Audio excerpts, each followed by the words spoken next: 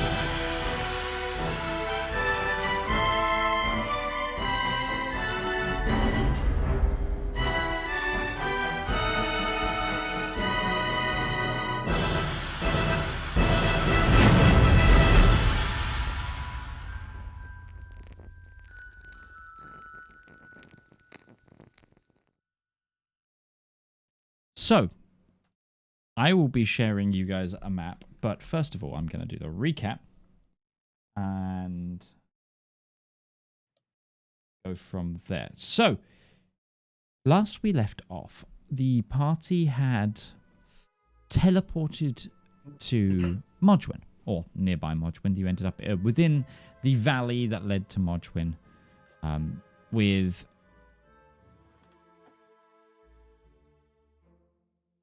Elwyn. There we go. Brain has caught up today.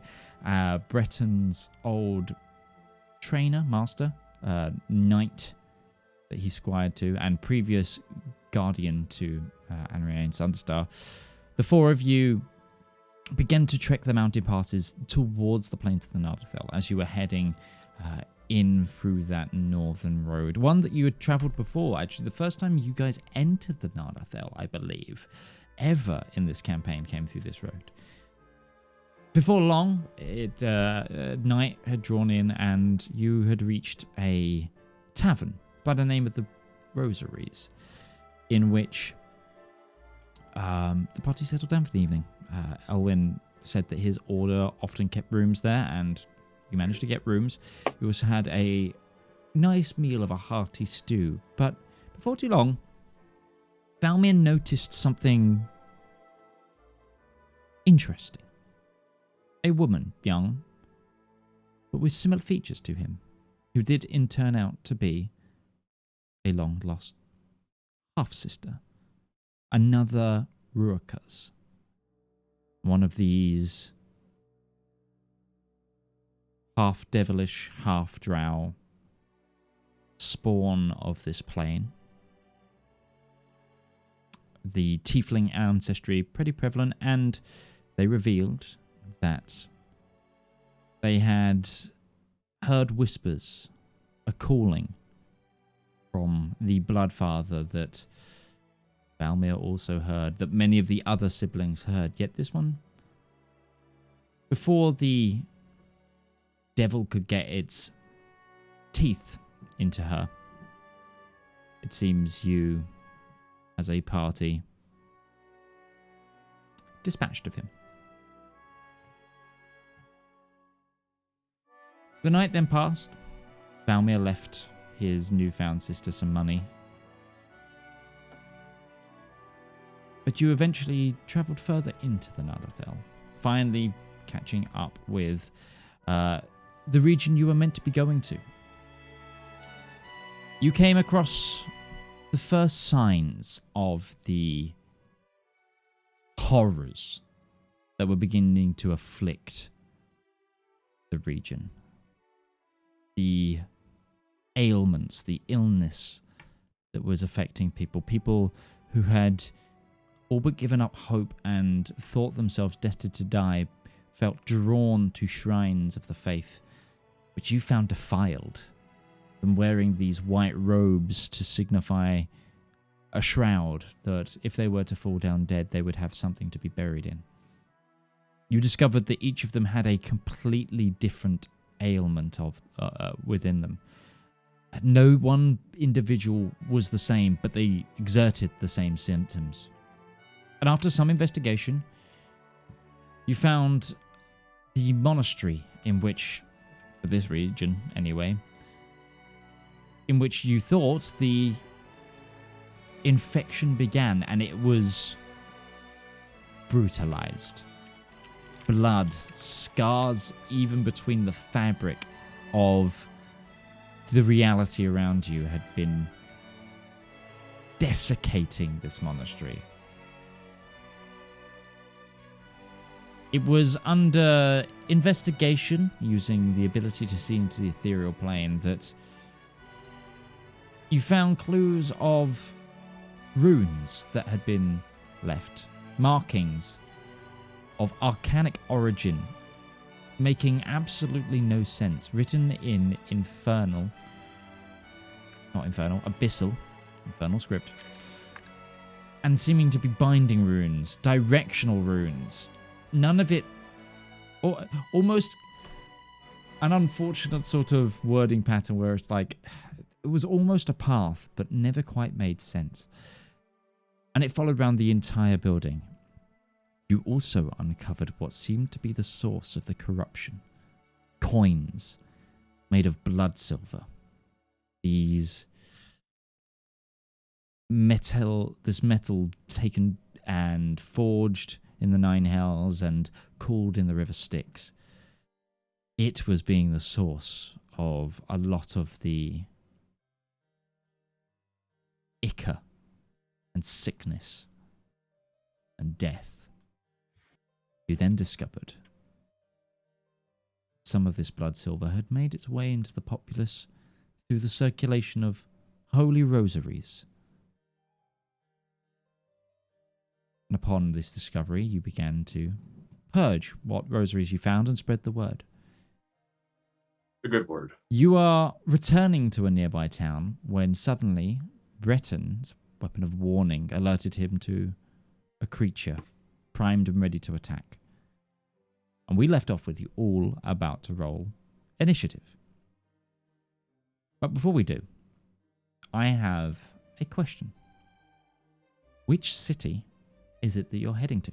We're starting off relatively simple today with the new format. So. Final answer? Final answer? Like immediately, like as in this is the road that you're on to. Yeah, it's the road to Cormont. That is correct. You may take the inspiration. Well, I didn't want to take it from everybody. I'll share it if I can. I will allow if an inspiration is awarded. Okay, to change this rules as well, I will say if an inspiration is awarded, we'll put it as a pool for the party, and you can all say, "Can I use the party inspiration?" Okay. I feel like that's the fairest way to do it these days. You should now have the record available. The Thin Road. That image. So zoom it. And we will get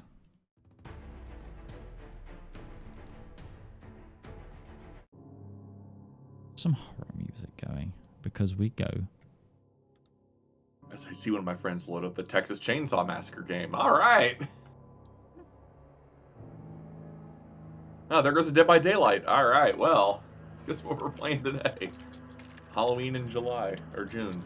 I just tried to write Dead by Daylight to get their soundtrack to play on Spotify, and I accidentally wrote Dad by Daylight. Like, Dad by Daylight. as well. Very different game. Yeah. So, it's pitch dark. You have the light of the moon above you. I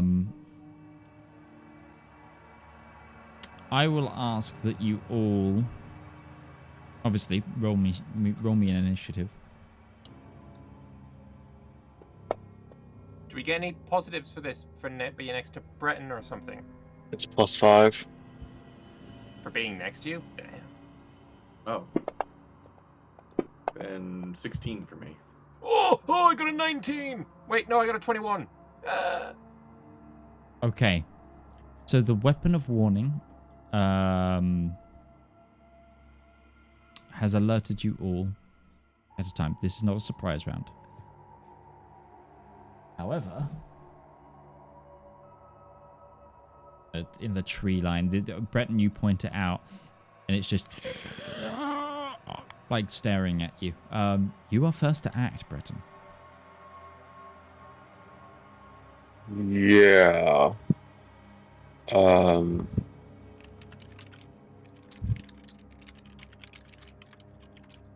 I don't think getting closer is going to be the smarter thing to do. I think Breton is going to bonus action cast Shield of Faith. Okay. Make sure I ready. There we go. And he is going to take the dodge action.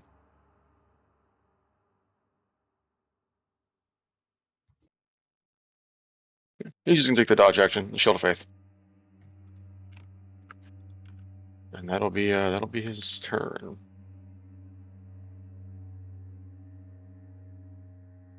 Okay.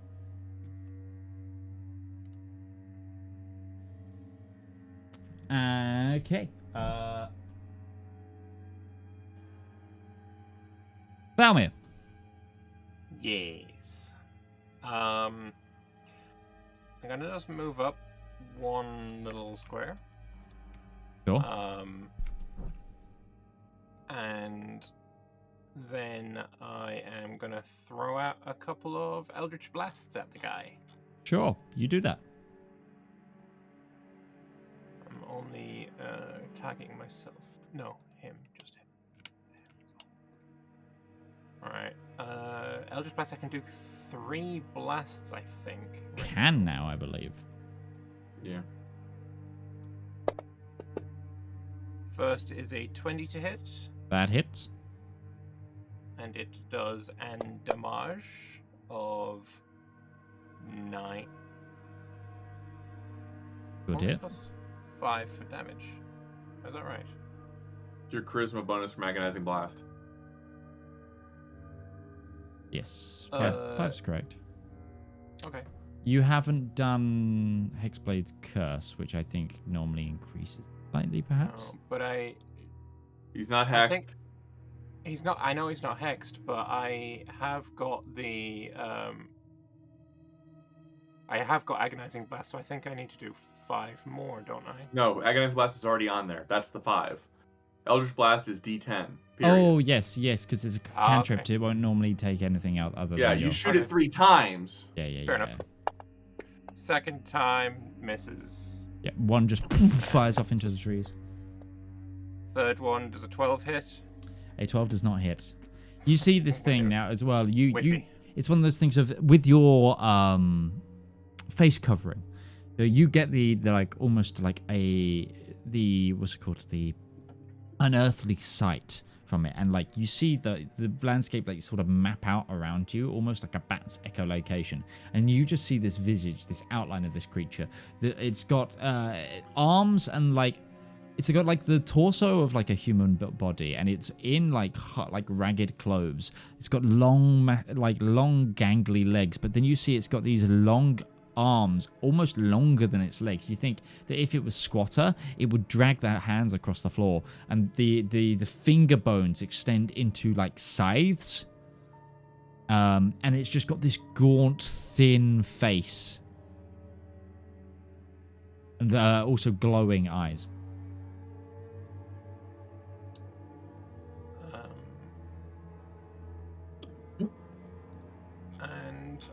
I'm gonna.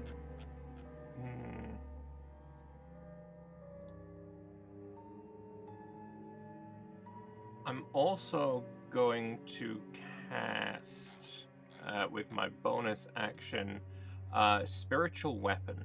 Okay.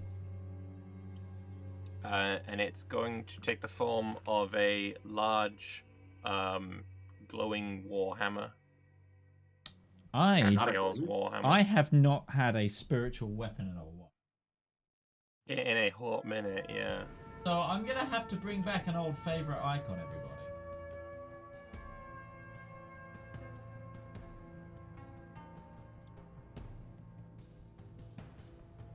I think Zedaar's war pick is still on the... Yeah, that's the one I've just pulled up. It's I brought in the... It's definitely close enough, yeah. Where do you want to put it? I'm gonna put it next to him. 30 feet. Yeah. Put it next to him on the the diagonal where the between us. You can only put it 30 feet out. It can't go that close. 60 feet. Is it It's 60, really? 60-foot cast and 20-foot move on spiritual weapon. Right. Yeah. I think the range is that big. And then I'm gonna have it attacking it. Okay. Question. Quick question for me. Yeah. Does spiritual weapon cast any light? No. No. Okay. Then proceed as caution. Because right now he is slightly visible in the moonlight. You're fine. 26 hits. Yeah. Roll damage. 8. Bonk. 8. Bonk. Yep, you slap him with a spiritual weapon. All right, and that's the end of my turn. All right. Ruby, over to you. Ruby's right hand glows with a magnificent power before a burst of sunlight will appear, and she is going to launch a sunbeam at this guy. She also is going to let off a pretty wide aura of light because of sunbeam.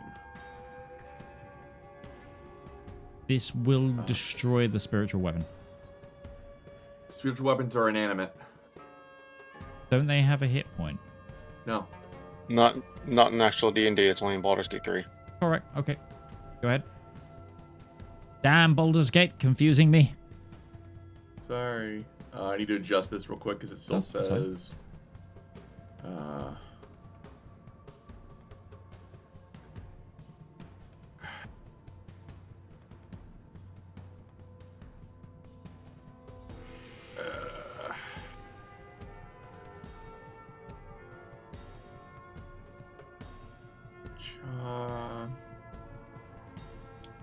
okay. And whop. Should not be Constitution, should be Dexterity. Sunbeam is Constitution. Sunbeam is Constitution, yeah. Oh, never mind. Hold on.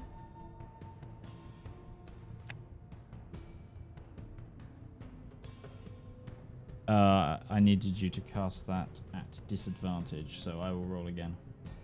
Why? Because he has advantage on saving throws. Oh.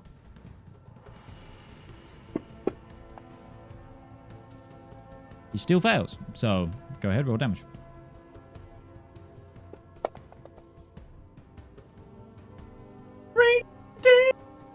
Oh, he's vulnerable to it. I look like it hurt. Yeah, you see this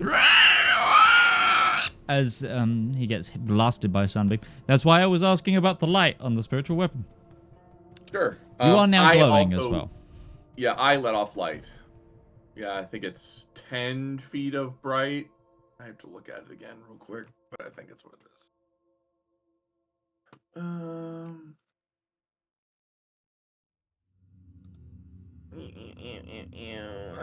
Yep, you are now glowing. 30 foot radius of light. Yep, you are now glowing. And she is gonna move. So is Breton, to be fair, already naturally. She's gonna stay next to Breton. Yep. Okay. Right where she is.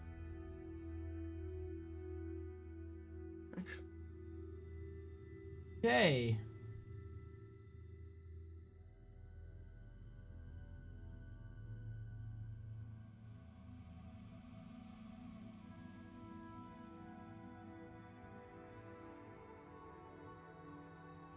It is...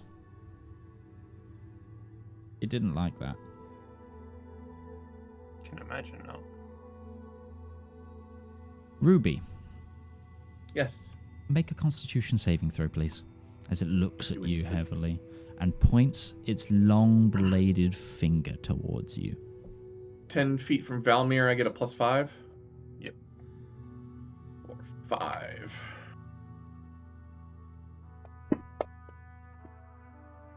Uh, 23. Your 9 is a 23. Yeah, I have proficiency plus Constitution plus the aura. Jesus H. Christ. Well, you succeed, so you're only going to take half as much. Okay. I think you'll find it's Melissa B. Brayler, actually. Well, that's a low roll. So 57 necrotic damage halved. So that's 27. My mans did not enjoy your existence.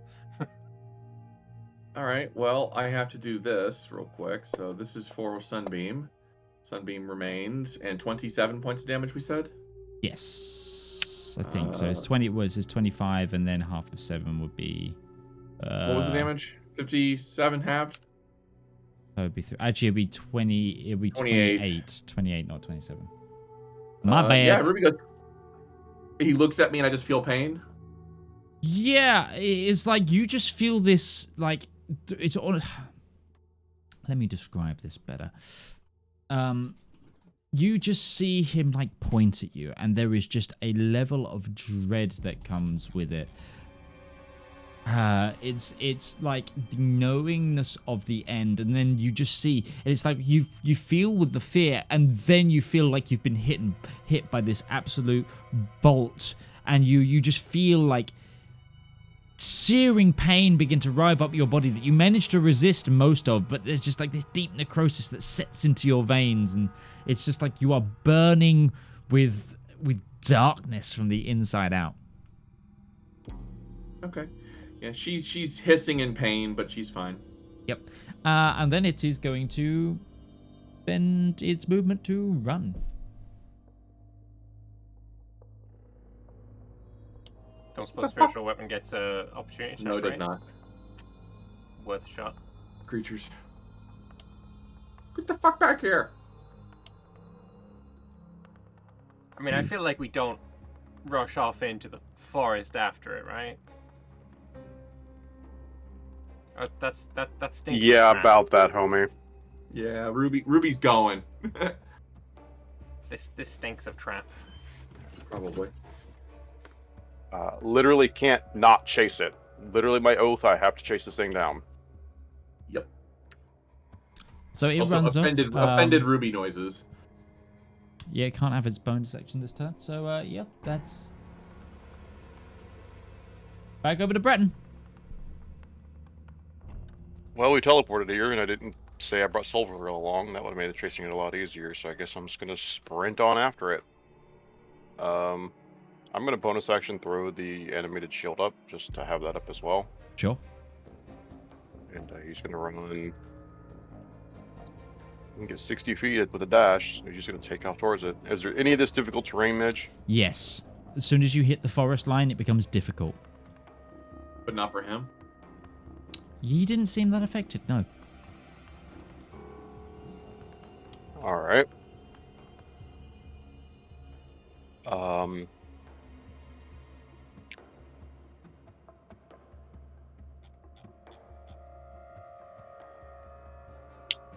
Well, that is so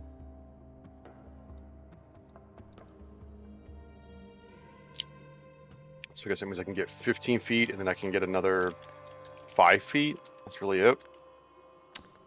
I would say the forest line starts another 3 squares up. It's when you hit the big trees. Oh, so I can get to here, basically. Yeah.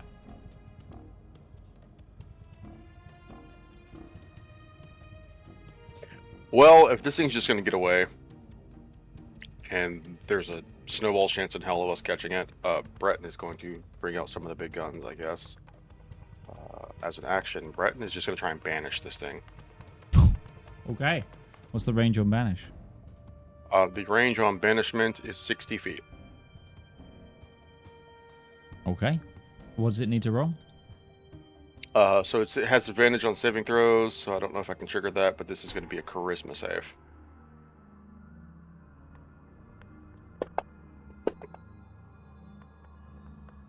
Which it succeeds even without the advantage, so that is... Nope, yep, that's Breton's turn. Okay. Good try. Real good try. Valymr.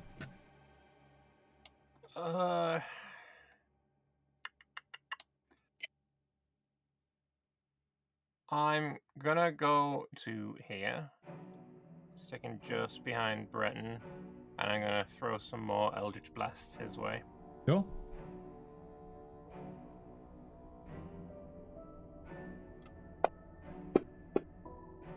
First is a 22 to hit. That hits. Dealing 8 damage, then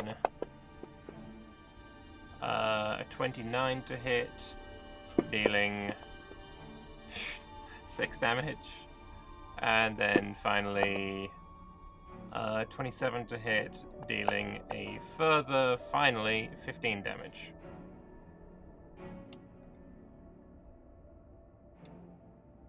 Ouch. And that's gonna be the end of my turn. Awesome. Good turn. Ruby. Are you still visible? Just about. Cool. I need him to please make me a Constitution saving throw at disadvantage, as I'm going to heighten cast Vortex Warp.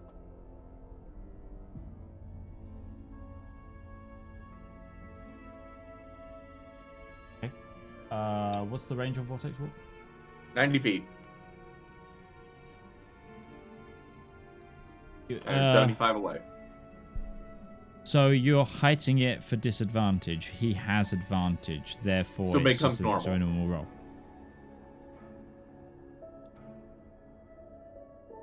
Can't click them.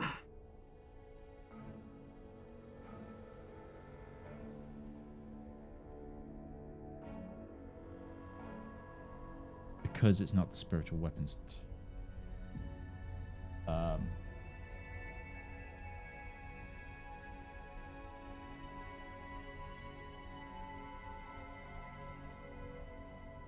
Move the spiritual.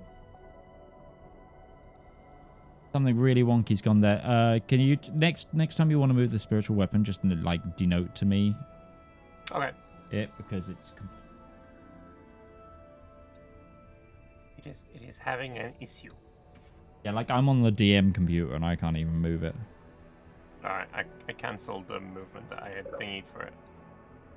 I just leave it where it is for now, I guess it's fine. It was 20 foot. There we go. I got it now.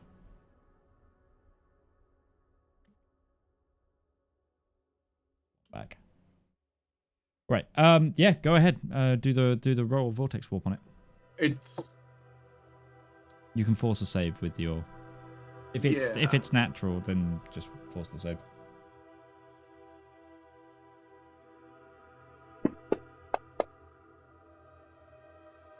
That's a failure. Fails. He's going right next to Breton. Okay. Between Breton and Valymr on the south end, though. I don't like between Breton and Valymr on the Breton south, Valmyr's left. I have 10-foot movement reach. I have 10-foot reach. Just sort of away. Okay.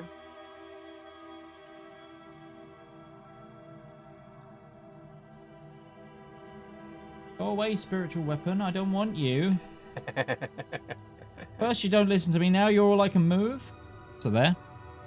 No, south of Breton, left of Valymr. There. Yeah. Blump. Question: when he plops out of the ether portal, No, it does not bullshit, trigger your attack of opportunity because it has not moved. Yeah, it's force movement. It's been moved. Okay. Cool. I'm gonna follow it up with a quick cast firebolt. Yeah, go for it. Get his ass. 21. Hits. Would hit. Firebolt is 3d10. Brah! That is a dog shit roll. 21. That's not a dog shit roll. 3d10 is over average. Oh, I'm sorry. I thought it was 1, 2, 10. I didn't see it. No, swoop that's the 9 to 10. That's a very not dog shit. That's above average roll. Sorry, when I looked away, it was 1, 2, 10. That your turn? That will conclude my turn. Cool. And Ruby's just going, No escape. You see it pained by the light around you, but in it, it begins to frenzy. So, You can do that, bro. That's good. I mean, so it is going to cast haste. No, it's not. This is its innate ability because it's frenzied by the light. Okay. I will say if it's doing a spell, Okay. because it may well be following up with one.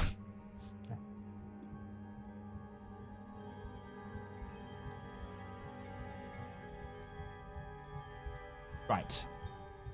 Then it looks as though it's about to cast a spell. Counterspell. What Level? level? 3rd level. I need you to roll. This is a 6th level spell.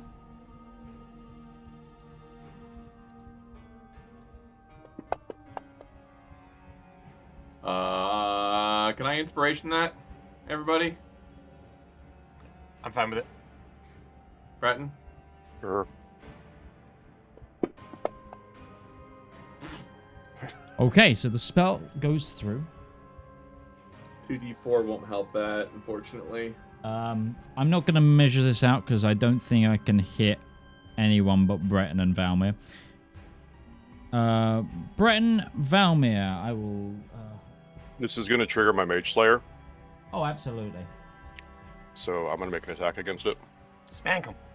Does the I spell gotta go double through check that, first? So when it casts a spell, I use my reaction to make a melee. And does not trigger anything on that. So yeah, I guess the spell is going to go through first. I think. I do have advantage on the saving throw, though. And +5.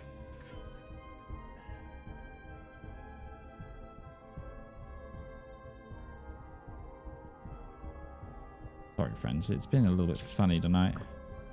There we go. There's the targeting. Right, you're gonna get a Constitution saving throws.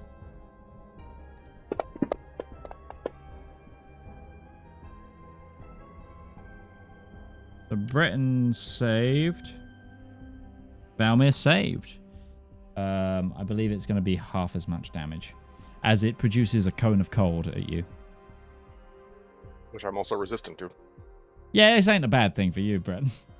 You don't know that, though. What was that? It's like spring breeze. Halved it, halved again. Which one I will make my Yeah, make your attack swing now. back on him. Make that holler back, girl.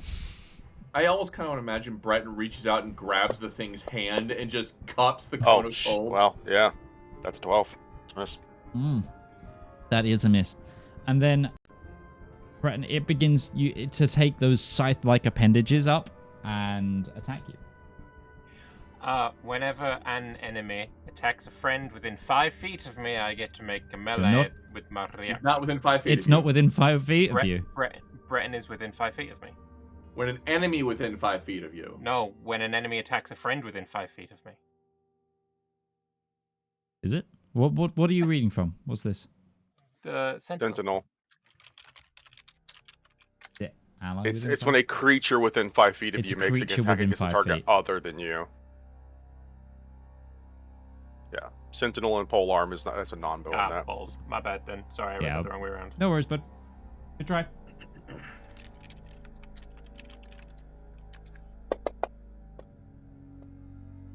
Well, first, if its first swing is a miss. Mm-hmm.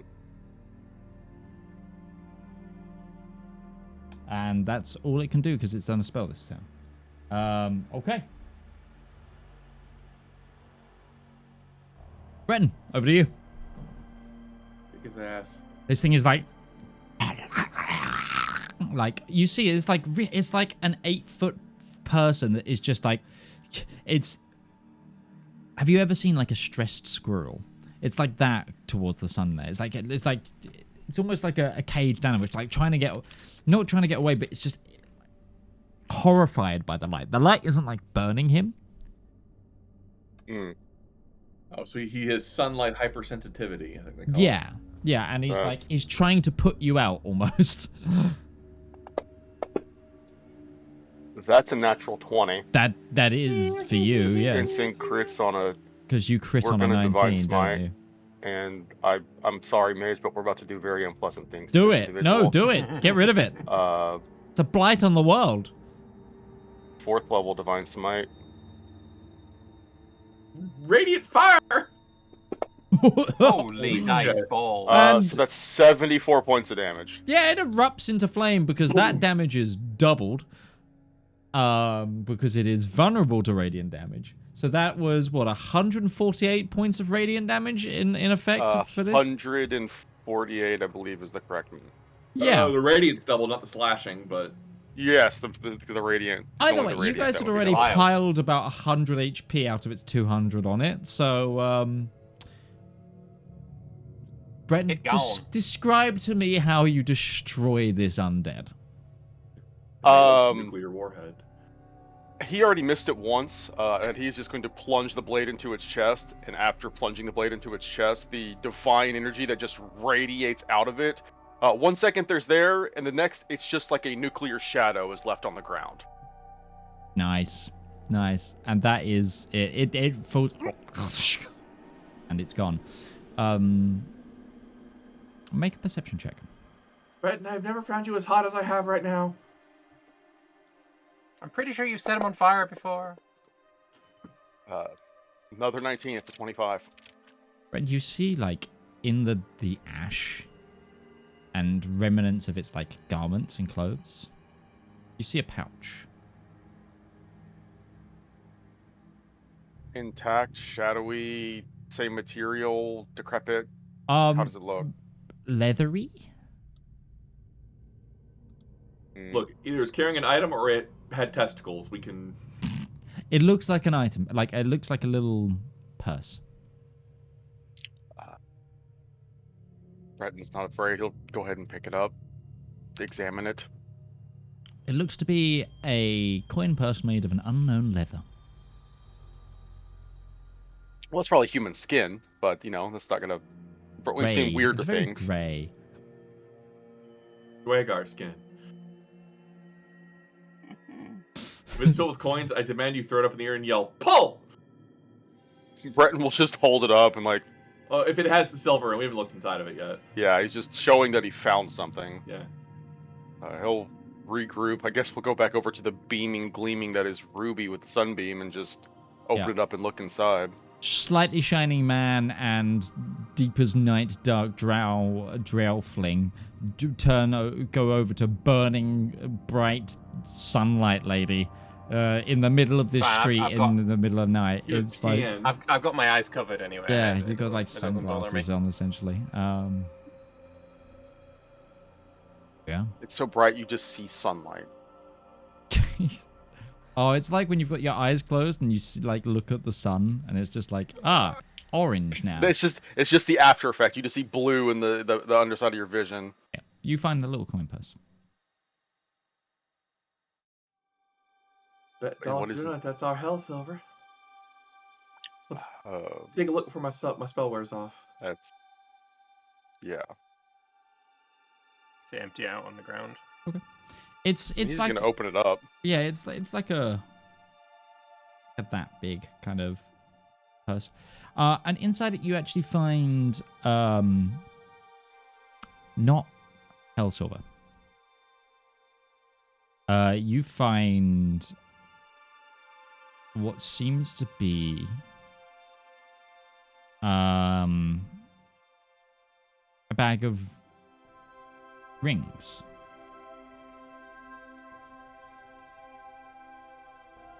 Different sorts of rings, ornate, like blackish metal. Is there any insignia on the rings? Give me a. There's markings on the rings on some of them, but a lot of them are just kind of plain bands. Give me a history check. Ruby's gonna cast Identify. Breton will take one out and just kind of turn it over and see if he can't make sense of being a blacksmith, just to try to figure out what kind of metal might have gone into making this. Sure. If this is not give blood silver. me a history check with your blacksmithing proficiency. That'll be the same as my history, because I do have history.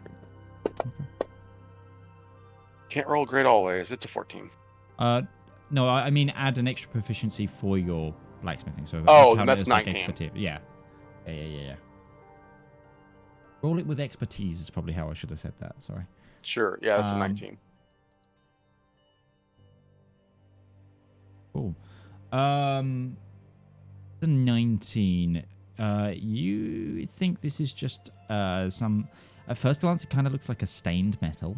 As in, like, there has been something to make these look black. Not that it is the metal itself that is black.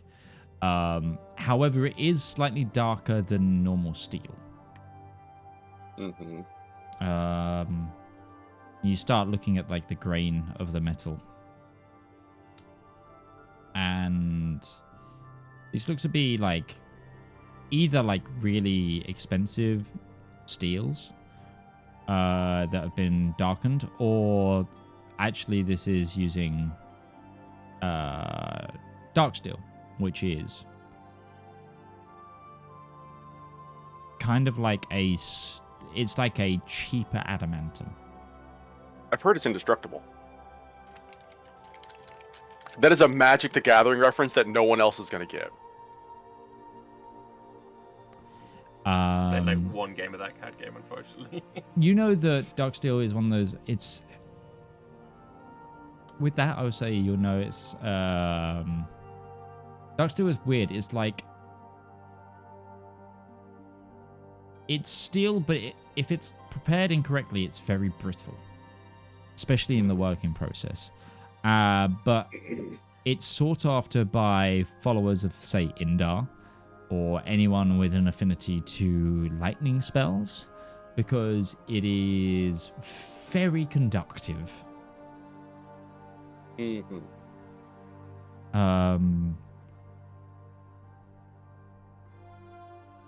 Yeah, so you've got about 9 dark steel rings in this purse. Are any of them magical? None of them seem to be directly magical. I would say if Ruby wanted to identify one, I would just I'll put a first level detect magic out just to know if it's magical. She needs to waste her time. Save her the 10 minutes. Yeah, they don't seem to be magical. They just seem to be. Okay. What you would say though, under the 7 doesn't really get you anything. It seems to be symbols. Valymr. Yeah. From what you see, Can it's I like examine them? either a maker's mark. Yeah, go for it. Seems to be more like a maker's mark or some sort Dirty of 20. scripting. With a dirty 20 on history, these look to be just from what's been. They seem to be some sort of like pledge ring.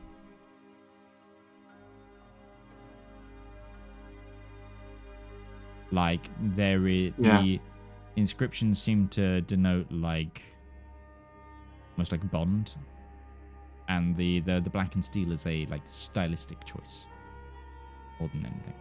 Cultists. To identify each other. Possibly. Why was this thing carrying a whole bunch of them? Going from A to B. I don't suppose your blacksmithing expertise told us where these things might be forged. Well, crafted, I guess you don't forge rings, do you? Forge You rings. do.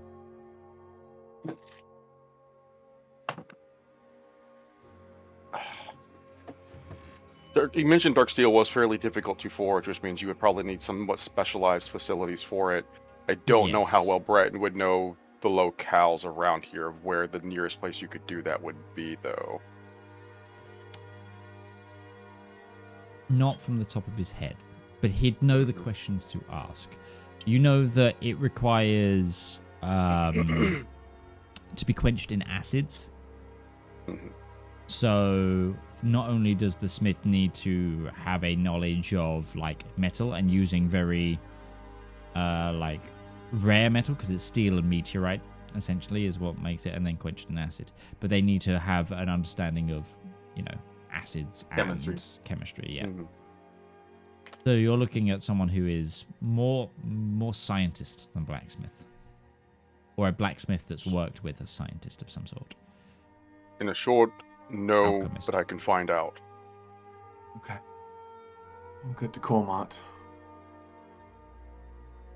There is also the potential that this thing has absolutely nothing to do with the recent curse and plague and disease and devilry that we've been experiencing.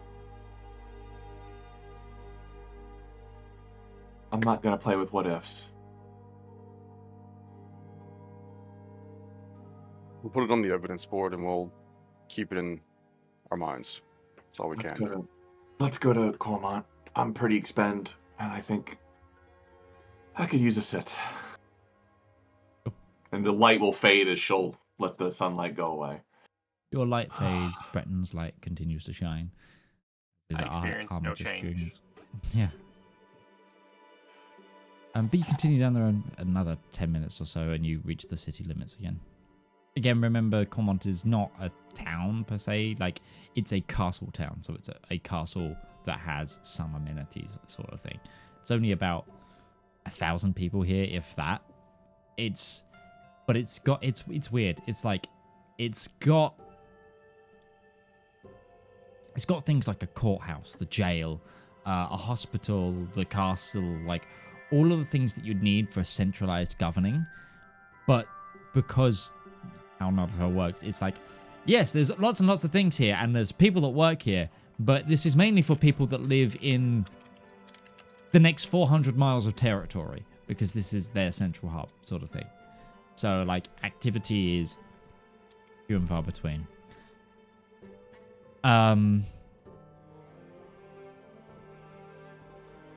So where would you like to stay? Are you Learman's tiny hutting it, or are you outside the town, or are you going inside to Same find place somewhere? we stayed last time, I guess. You haven't stayed anywhere yet. That's Yeah. right, we stayed, yeah. You went straight This is all off. still the same day. Yeah, this is Holy crap. you're at like 4 a.m. right now. Well, it's Yeah, closer well, to 3. Is But there it's lodging late. available here? You did see on your way in that there is a tavern in the town. It's lights were on before, but they don't seem to be now. It being so late. Let's just Whether that's, Learman. you know, Let's go inside. Leave a few coins on the counter. Park ourselves in the main room for a little while. See if we can get somebody to wake up.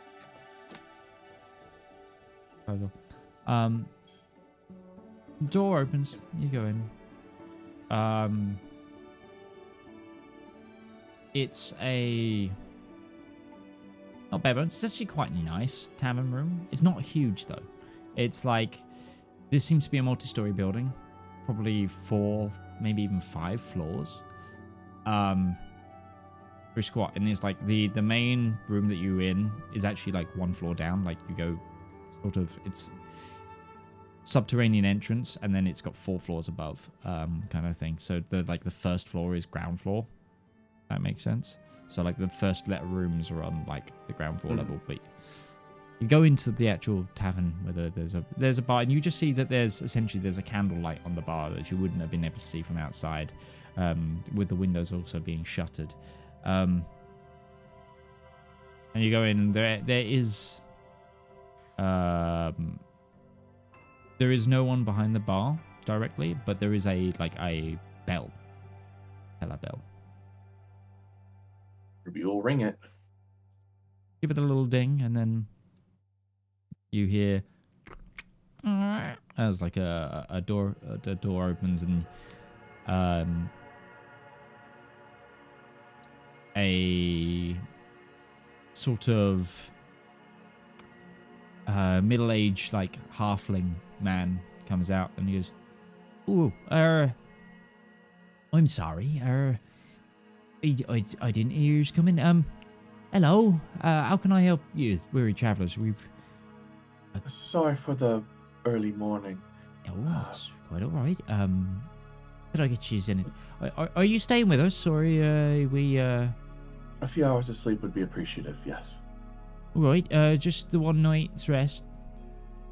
For now, yes. Individual 2 rooms. room. 2 room. Right. I'll be 3 silver, please. Should just lay down 3 silver. Right. Anything else for you? No, thank you. Goes to the pegboard behind and gives you 2 keys, and then from under the desk, like, picks up like these little hampers. Gives 2 rooms worth of hampers. They've got like little slippers in, like a towel, these little bottles of perfume, and what seemed to be like a soap, like bars of soap, 2 bars of soap. Hey, shit, I'll take it. I was gonna say, this place seems like it's nice enough. We're gonna get up there. They're gonna have tubs for bathing yourself in. Two in the room. little bars of soap. There's also what seems to be like a little packet of you're not sure what, but it's like in a brown little brown packet, and they also they have like little thin cotton bags of what seem to be coffee as well. Wow. You take these up to your rooms with you. Thank you for staying here.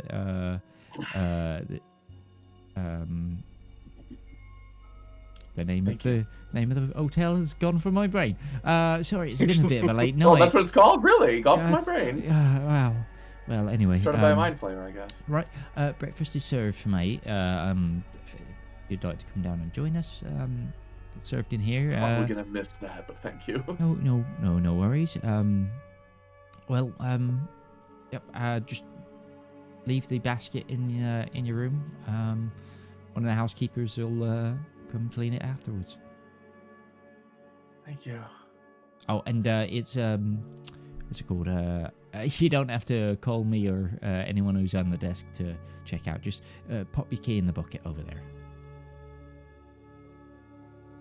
Thank you. She's gonna start. Ruby's energy is rapidly depleting as she is getting sleepy, so she's just gonna saunter her way upstairs.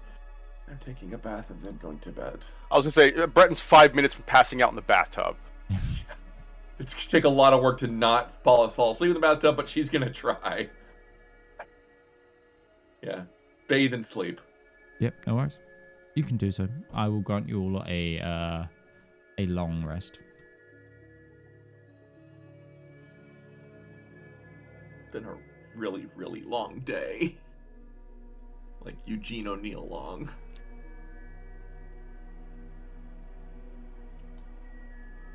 Like the Pearl Harbor movie long.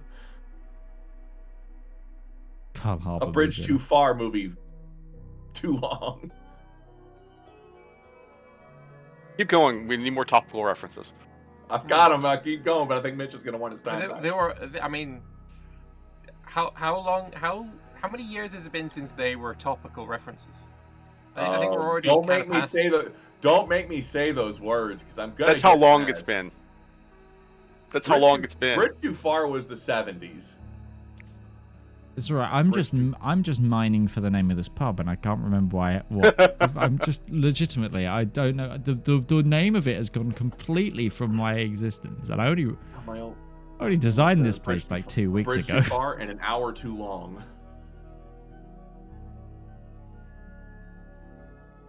Clearly, it wasn't important. No, clearly not. So the real question I have is, when Ruby gets in a bathtub, does it become a hot tub? She doesn't have to heat the water. She just puts her hands in it and lets it heat up. So yeah, it's they've actually got plumbing here. It's one of the things you notice. It's a brass, it's like a copper tub with brass fittings and like fully plumbed bathrooms. The beds are like, they are like Can clean. I walk into a luxury hotel? It's one of those things of, you guys have walked into like a 4-star hotel kind of thing. And they only charge 3 silver for like both rooms. That's wow. You are coming in at 3 a.m. You said you're not going to be there for breakfast. That came after the payment. True, but you're asking for one night in the middle of a plague. To be fair, if we're getting plague prices, then yeah, they're like just anything to get bodies and beds. Yeah. It's called the Lavender Grove. Lavender Grove. That's a very fancy name. I yes. freaking found it. Yeah. Ruby walks out of the I bathroom. have to assume in a bathrobe. that soap definitely smells like lavender too. It does. Like Absolutely it's gonna does. be on brand. Full Absolutely on bathrobe, dries her hair, and then just falls onto the bed and sleeps. Yeah, you've got like a wardrobe. There's a writing desk. Like, you also get the impression.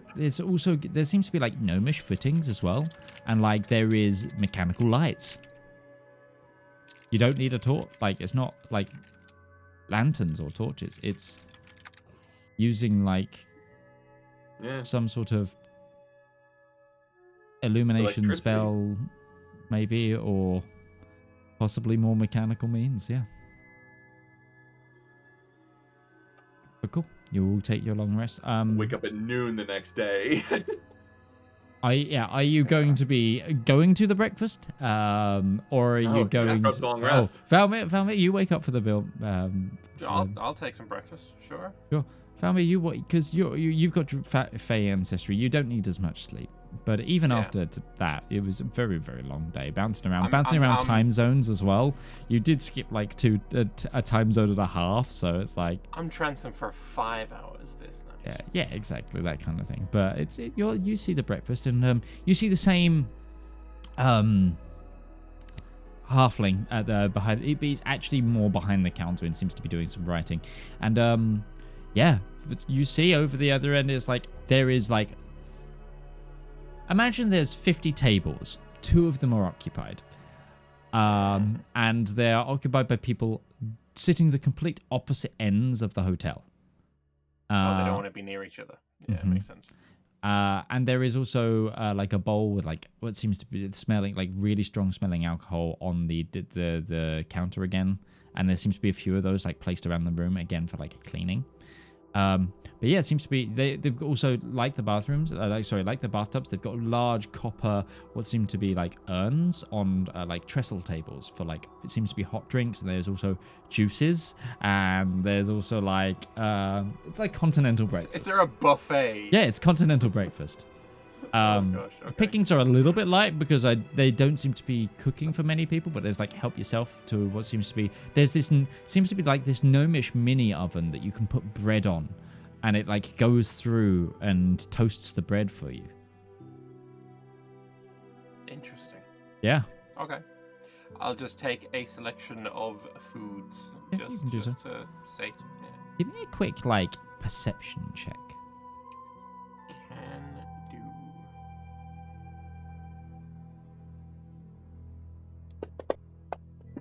Fuck me. 7. Okay. You just get your foods. And I just get my foods. Sit down, start eating. Sure. But eventually you all rouse enough. I will say Breton and Ruby, the breakfast kind of ends at 11:30, so you might just hit the end of it. And this is where Ruby discovers coffee. You've all had coffee before. Zep had loads of it, so. That's true. Yeah. But I guess probably the first time she's ever really had it to any real degree since Zep left anyway. You can smell the coffee, yeah. Just Yeah, nursing it. This is quite a comfortable place to stay. But yeah, by the time you guys are down, no one else is in the restaurant. Oh, also the just after breakfast started getting served, the halfling, like, look, Valymr, you noticed him like clock off, and someone else has taken over. Seems to be sort of younger than you would expect to be working, like on their own. Like, seems to be like a 15, 16-year-old woman. It's like one of those things of, you'd expect them to be working at that age, but not necessarily as what looks like a manager. Short-staffed, perhaps. Right. While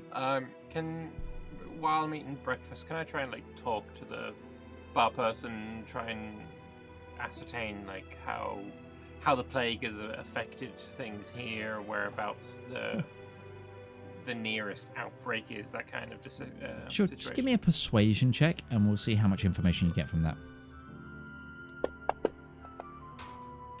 17. It's a lot of stuff that you've already heard. Like, it's been affecting the region. It's progressively been getting worse for like a month, maybe two. She rattles on about like a lot of people have decided to like up sticks and move away, or move to the city where people are hearing that it's less empowered. Other people have had to like take leave to go look after family, look after the sick. There's only about 3 people that work in the entire hotel now at the moment. Right. It's her and then the 2 owners. And when she says to her and the 2 owners, it's more her and the 1 owner that did the night shift. Right. I will pass along. I'll basically say, I've heard rumors that it's spreading alongside rosary sellers. It's just a rumor I've heard, but just be wary. Don't go buying rosary beads.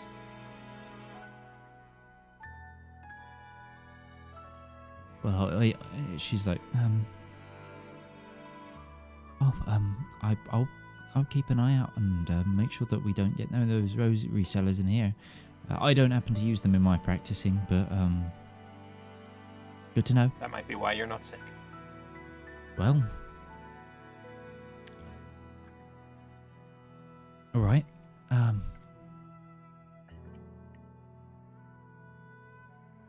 And I just, Give me another like quick perception check at this woman. Actually. perception. Yeah.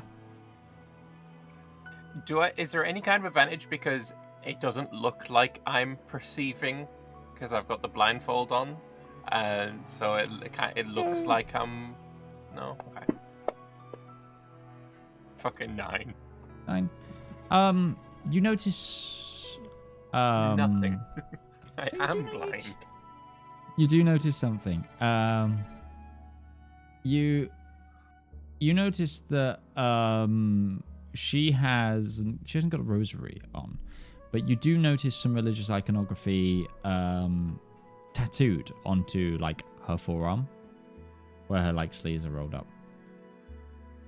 Can I tell of what god? Yes. I'm not going to make you do a religion check because it's one of the main 9 lights. You see like a stylized pair of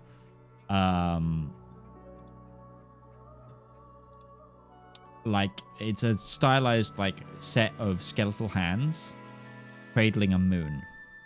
And you'd know that to be Osmus, the judge of the damned, the god of the dead, essentially. The one that isn't a prick. Yeah, is lawful neutral, guides the dead, grave, domain. Yeah. Okay. Good friends with Caffriel, kind of. Yeah. He was one of the ones that sits with King Never Was and Caffriel on the Correct. judginess. Yeah. Good. Yes. Okay. The moon guide. Yeah. But you see that with her. But yeah. Party, what would you like to do today?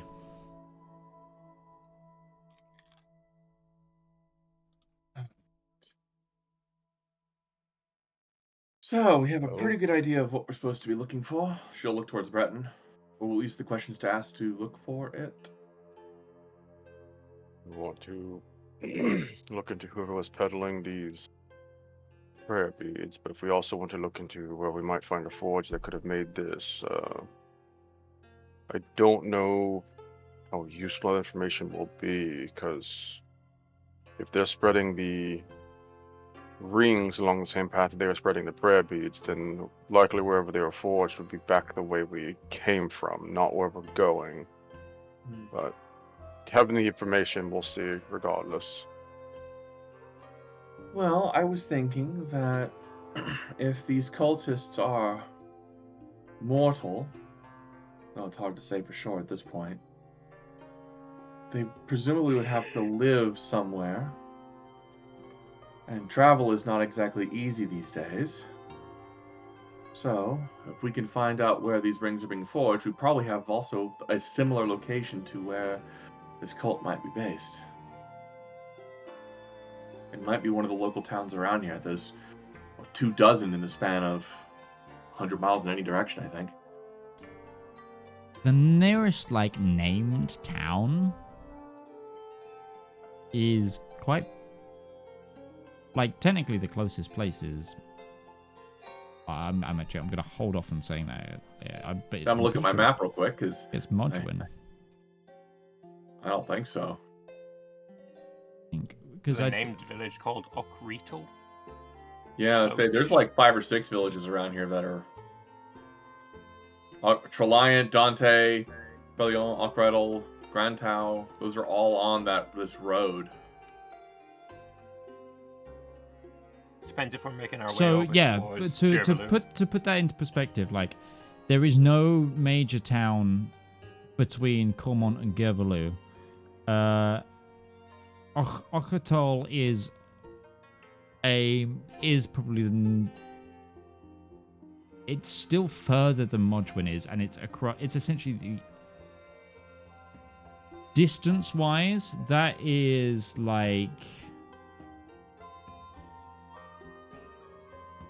200 miles.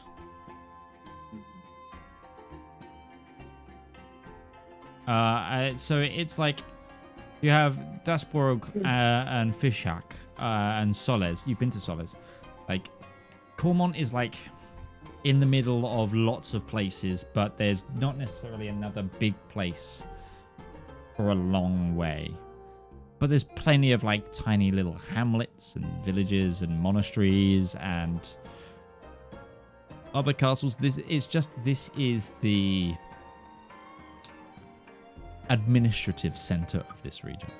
But yeah, that's... Do you want to case the area to try to find that rosary peddler?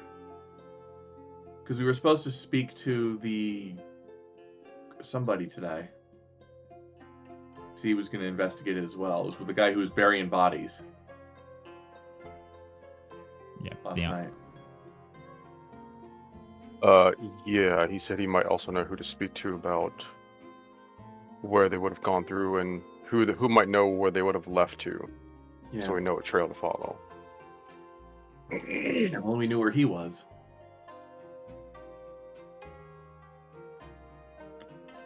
Presumably he's at the local church. Yeah, that's where you saw him. Any chance of ascending?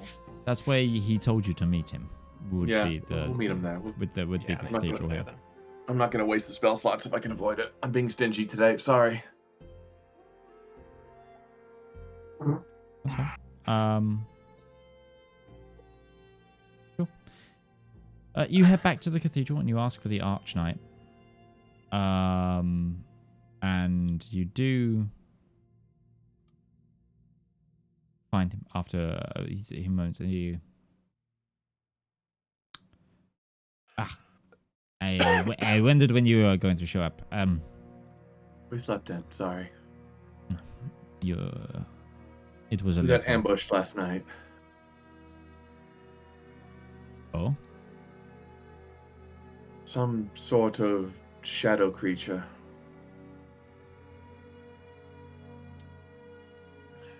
That is not good news. Anyway, I did some digging into your Rosaries cellar.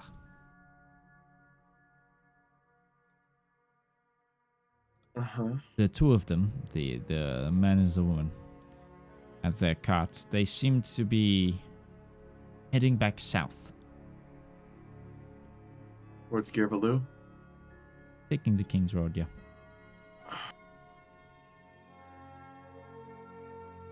That is the direction they were seen leaving Common. How long ago? It was about 2 weeks.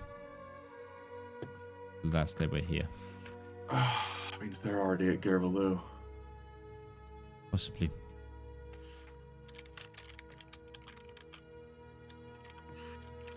We had heard that the city of Gevalu was handling the infection better, but that it had reached there, so that checks out.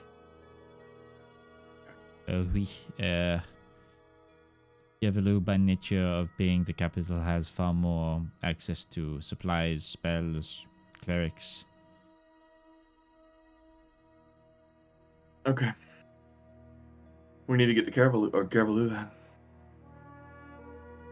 I wish you good luck, and I will be going around Common today with a group of my acolytes. We are going to confiscate all of the rosaries and check them for the metal that you pointed out. If it really is the cause, I'm hoping we can get on top of it here. Keep an eye out for things that look like these, and she'll pull out one of the rings. May I? Please. Like, holds it to the light and appraises. I've seen these before. Where? This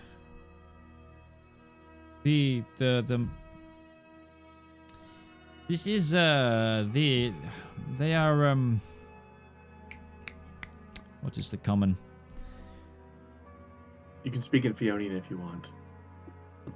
Yeah, he switches to Fiona and he goes, there is a sect of knights that wear these.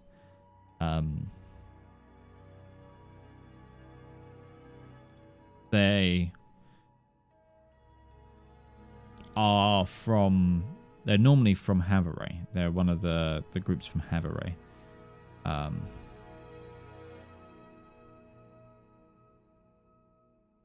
What is this sect devoted to?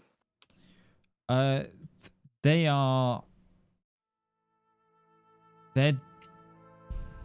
sect of knights is devoted to not the destruction of undead, but the rehabilitation of it. They believe that there can be good even in the deepest evils, and those who don't rotate it out, they do destroy it, but they seek to try and find. Would these happen to be I call them dog tags, because that's how Beth knows them. Markers for individual knights to wear, each one unique to them? It's a status thing. He looks at he points out the different materials. These blackened steel rings are for like new members. And then more inscriptions is about how much of a rank you are in the order. Trophies. Mm-hmm. The creature was collecting trophies.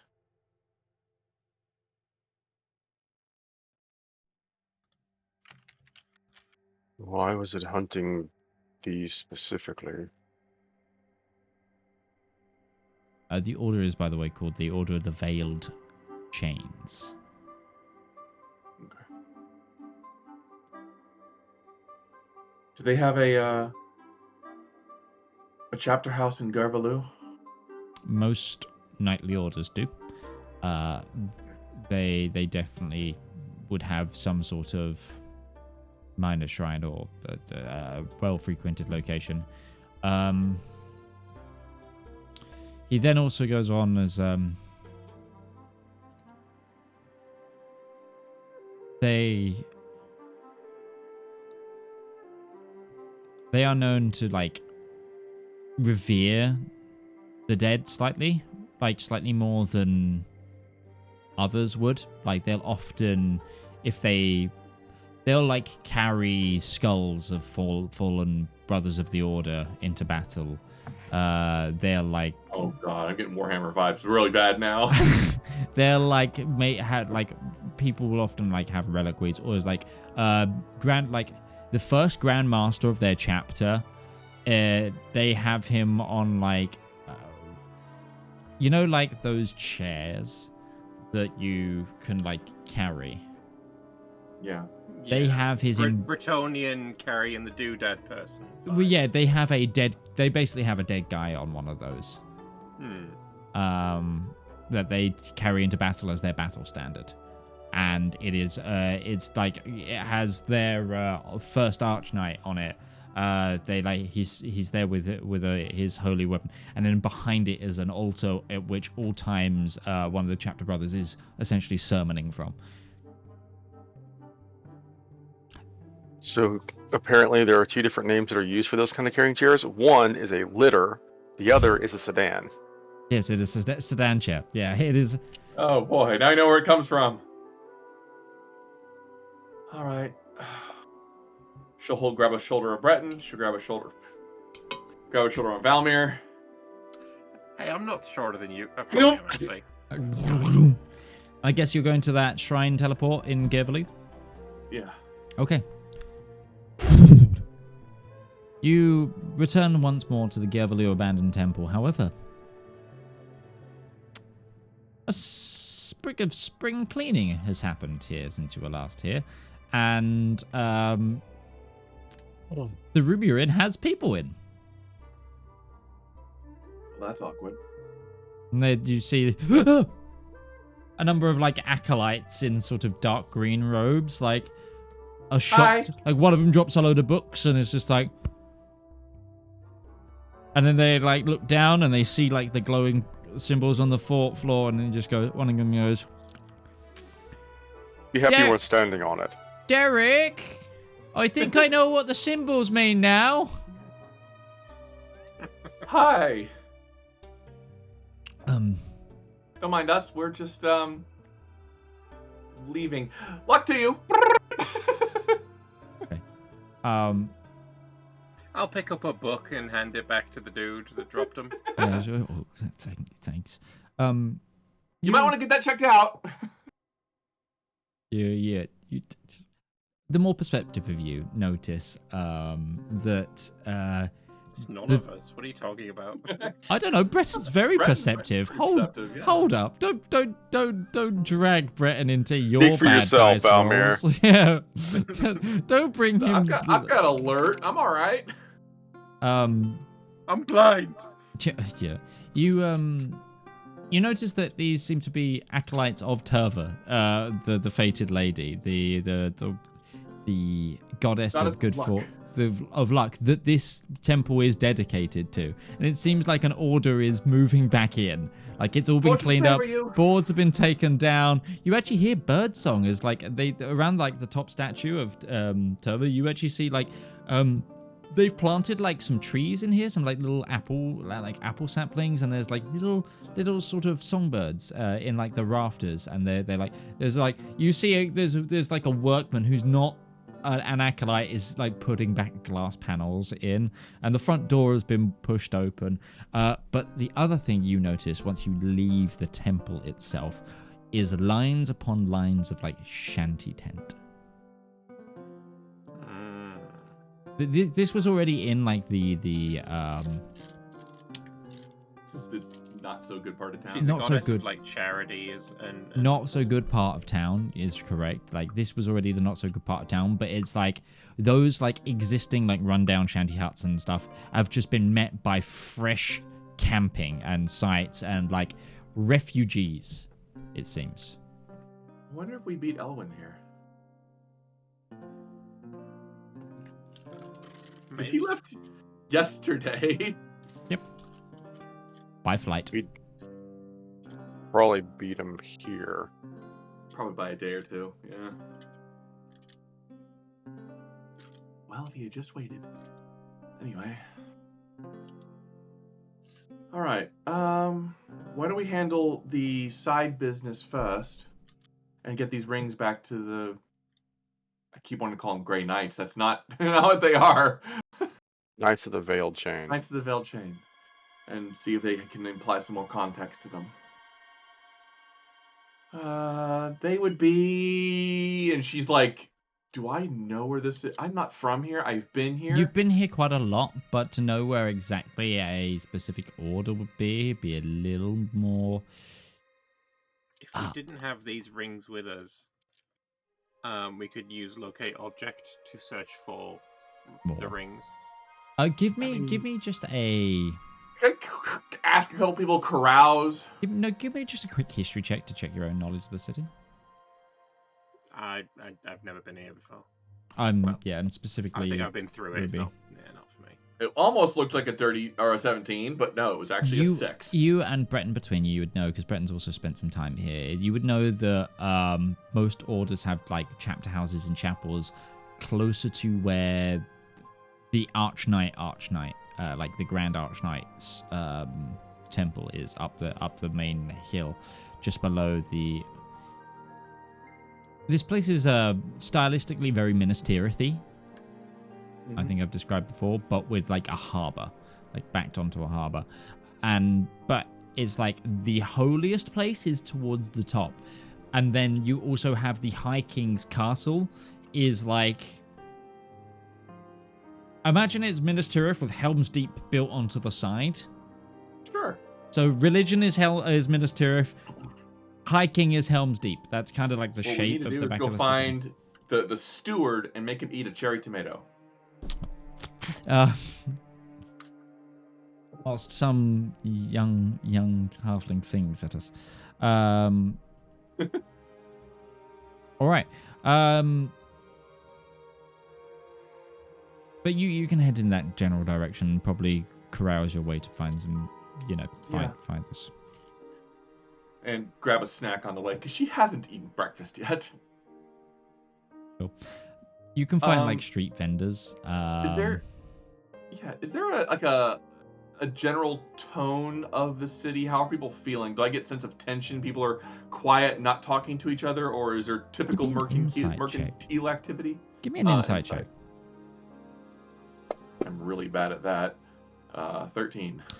You pick up like a pastry. You find a little patisserie open on one of the main roads, and you just it's a man. He's just like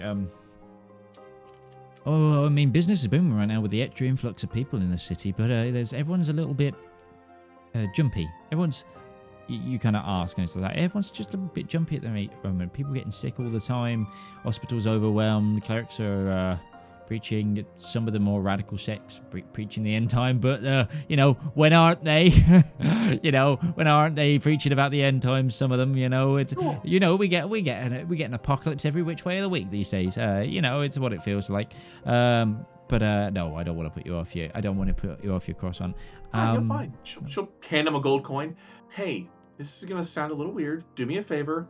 If you see somebody selling rosaries, 2 things. Don't buy them. And if you happen to see me again... I'm just getting a dice. Oh, sure. Mm-hmm. If it's got... looks like the rosary have like a little weird metal in it, don't buy it. And let me know if you ever see me again who was doing it. Oh, when. All right, thanks, miss.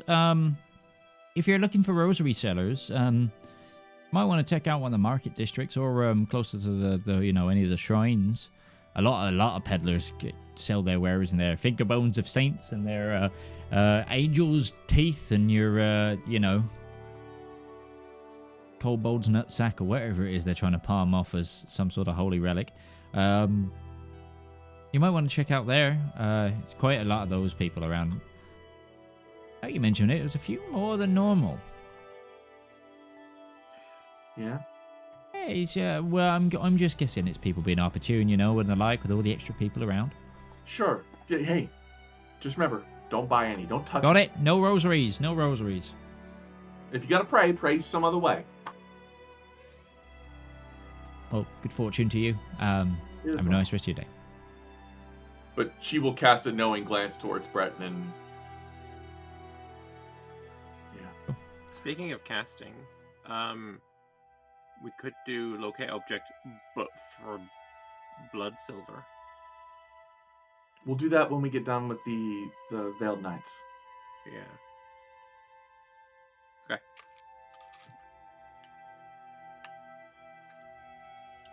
Let's knock out the side quest first. Cool. Okay. Yeah, she'll keep going that way. So, are you heading to the chapters district or the temple? Yeah, or the chapter market house of the Order of the Veiled Knights. Takes you about an hour to find it. Okay. And you find their chapel house with there's basically you get to a certain point in the city. It's right next to the temple district where you see it's kind of like a militarized complex that leads up to the main Archnight's Hill, where there's all sorts of lodgings. Sometimes it's shared between orders that are particularly close, and they look like a mix of a chapel and a boarding house half the time. But eventually you find one really close to a graveyard wall for this order in particular. Okay. There seems to be someone in outside tending to a front garden that this chapter house has as well. Is an individual is seems to be a squirrely older man. Kind of beak-like nose, and he's in black friars kind of robes.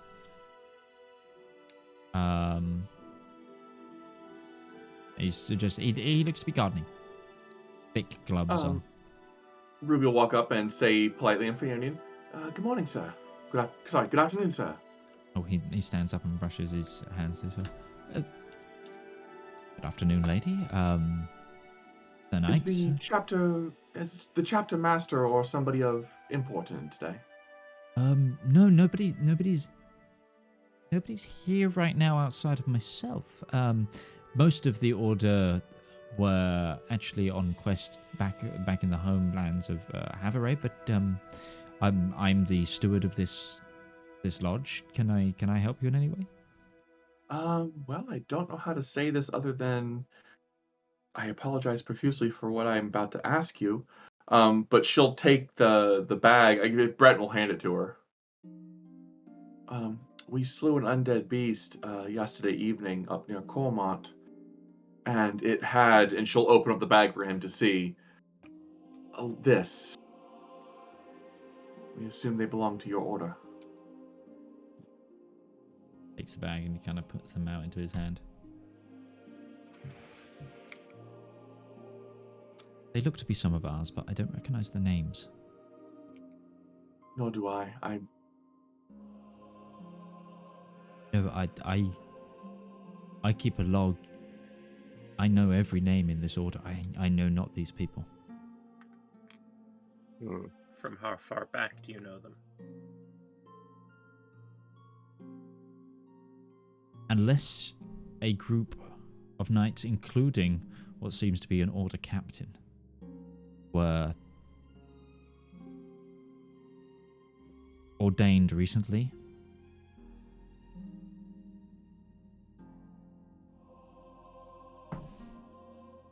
Or I am unaware of people from 300 years. If I've forgotten some of the more ancient names, I can double check them, but I am assured this is no living knight. No more. That was the joke, yes. I don't have an answer for you. Commissar, I'll check the records and we can talk about this. But these are from your order. Yeah, these are from your order? Colorings, the symbols match. But, Where are your knights now? Is it Anrayne, right? most of them have gone home, or were part of the conflict. There was a couple of missions towards some in the Holy Land, with all the ongoing issues with what was happening in the theocracy. Some went over there. We have 200 knights to our order. I know every living man's name, man and woman's name, and I can recall most of our order back to the last 200 years, including grandmasters. It's my job. Okay. Well, again, I have no answer for you. We found these on an undead creature we slew, and that's as much as we know of them. That's why we're here. No, absolutely. Come inside. I don't doubt you. It would be an odd story for you to come to me with this, and you had a remorseful look in your eyes. So I believe you believed it, but Well, I thought they were trophies. I thought this creature had killed your knights. that.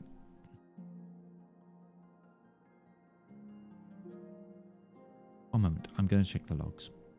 He basically, Okay. you can feel free to follow him in or stay outside, Yeah. but he goes in and Follow. you basically see this, there's what seems to be a chapel for prayer, and set up with a lot of iconography and stained glass of these knights, most of them wearing painted black armor or robes, and there's a very black dark gray motif. And instead of golden light that you see with a lot of radiant things, they seem to use a lot of silver light or blue light as their sort of core radial essence. You see all that stylistically. The walls are very dark, but then you see very, very humble lodgings. It's it's not Spartan. It's very comfy, but it's not gaudy like a lot of the other orders as well. There's also a bit of a skull motif. Really? I will say. And also a little bit of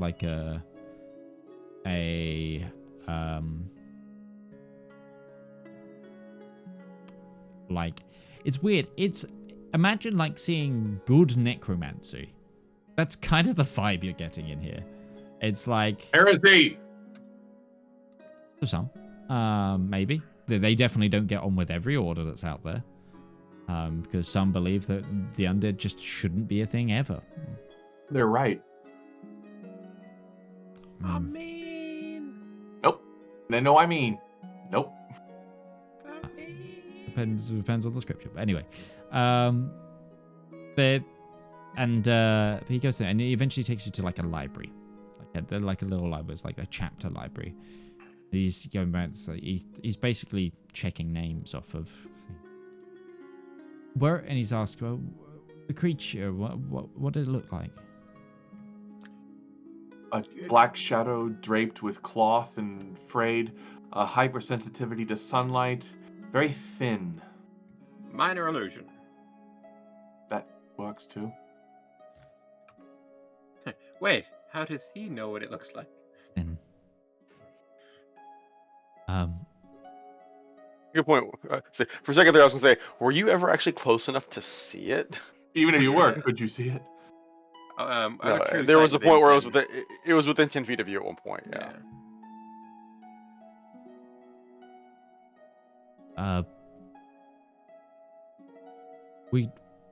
They're often referred to as hollow men or thin men. They're like appendages, harbingers of death. They are on our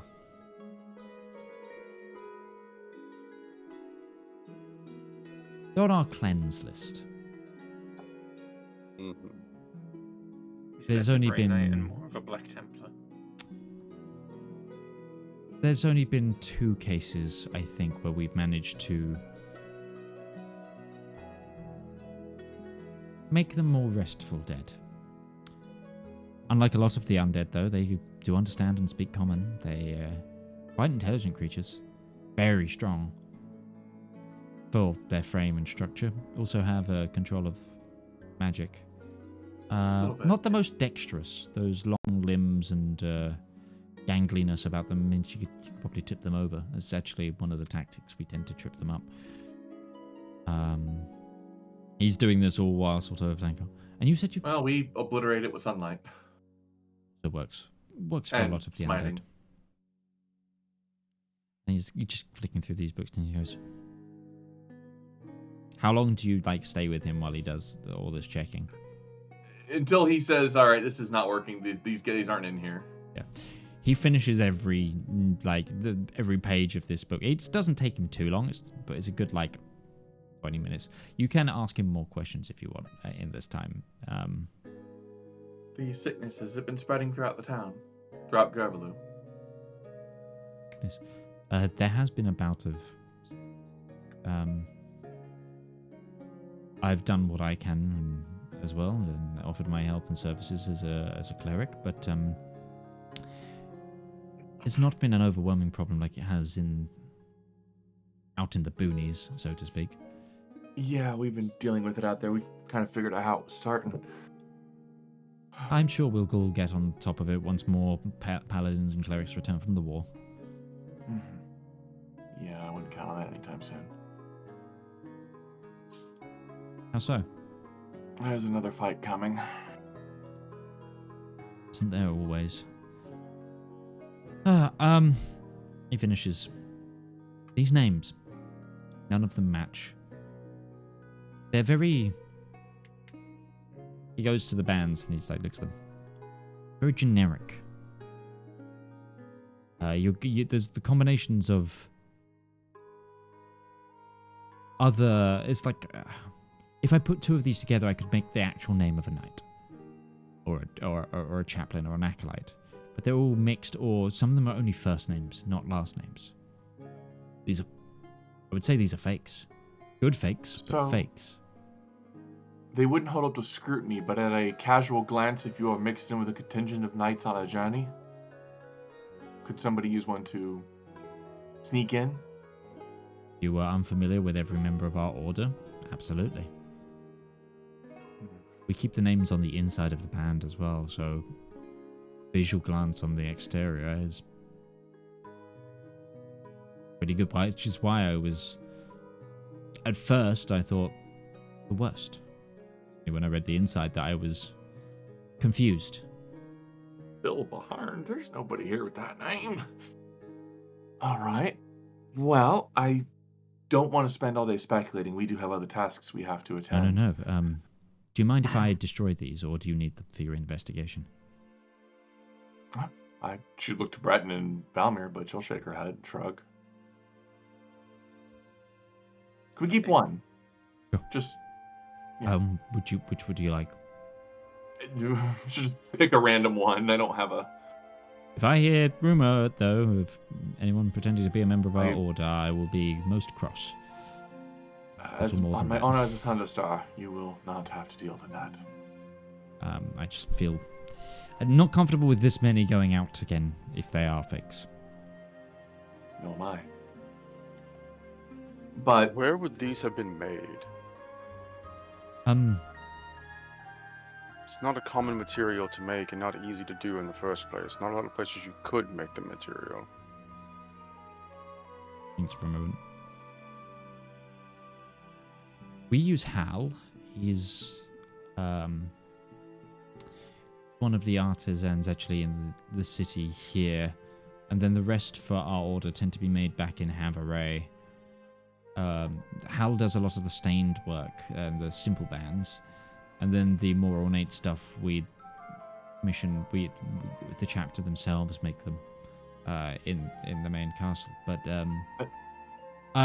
if you're asking for people who could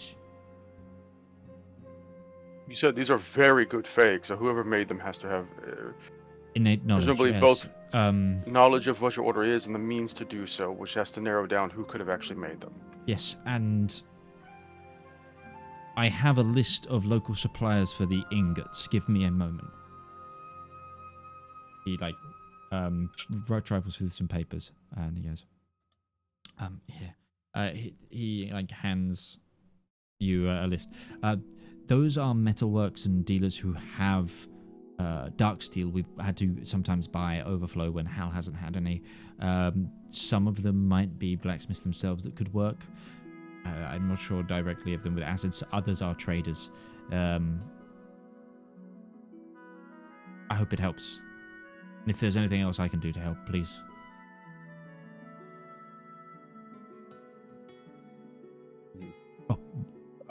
I do think keeping at least one ring, just so we have something to show what we're looking into, would be fine. But I agree. obviously, do you want short both the rests. dark? Here, give you one of each of the tiers, so to speak. There, you've got a dark steel acolyte ring. You have a basic chapter band of a brother or sister of the chapter, and then you actually have a captain's ring. Whenever you're finished your investigation, if you could return them to me, and I will dispose of them. I will. Also, as well, where are my manners? My name is I'm Cleric Thorbrick. You said you are Lady Sunderstar. Who, the other, you two, sorry, Sir Knight and... Oh, man, Kensek. Breton, Montpellier. We are the Skyfire Adventuring Company. We just lack Skyfire right now. Heard Our of you. company. Well, no, Three's company. I heard you. Three's a crowd. I've heard of you in the dispatches. Oh, only good things, I hope. Inside check on that fucking silence right there. Inside check on that silence. Sure. 15.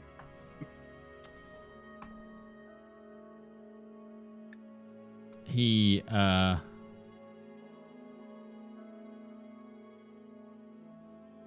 He looks a little.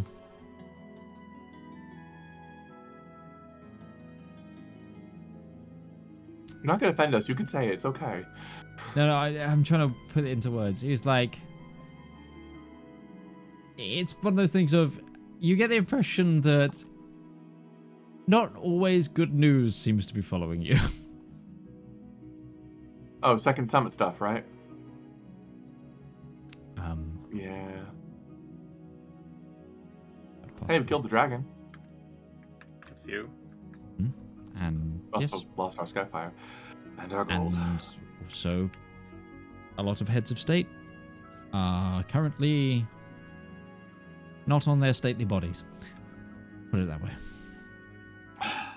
Yeah. What can you do, really? I'm not one to judge. Aren't you a cleric? Isn't that Literally, sure. literally your thing? I like to They garden. judge the dead. Anyway, we should. This is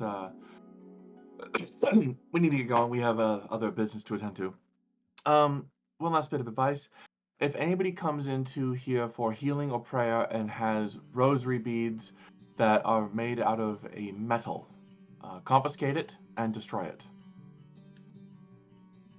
This plague is being spread to- by blood silver rosary beads.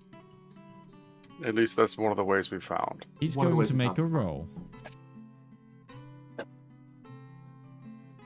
I assume, being a cleric of some stature, you are aware of blood silver. Very aware of blood silver. One moment. I might be able to help you. Oh, He's going to go into the chapel. gonna follow. And he goes over to like the main altar where there's a lot of relics and shrine and like a shrine. And he's kind of like thinking,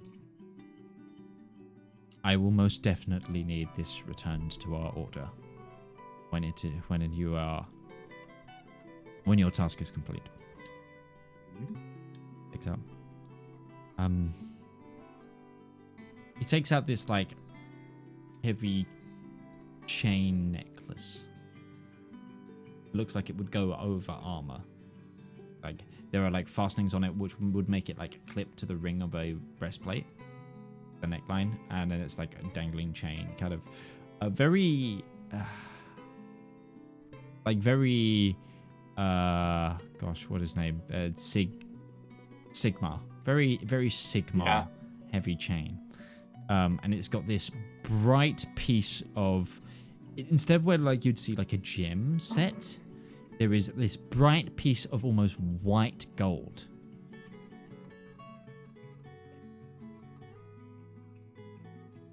What's this? The center of this necklace is made with Elysium gold. It is the direct counterpoint to blood silver.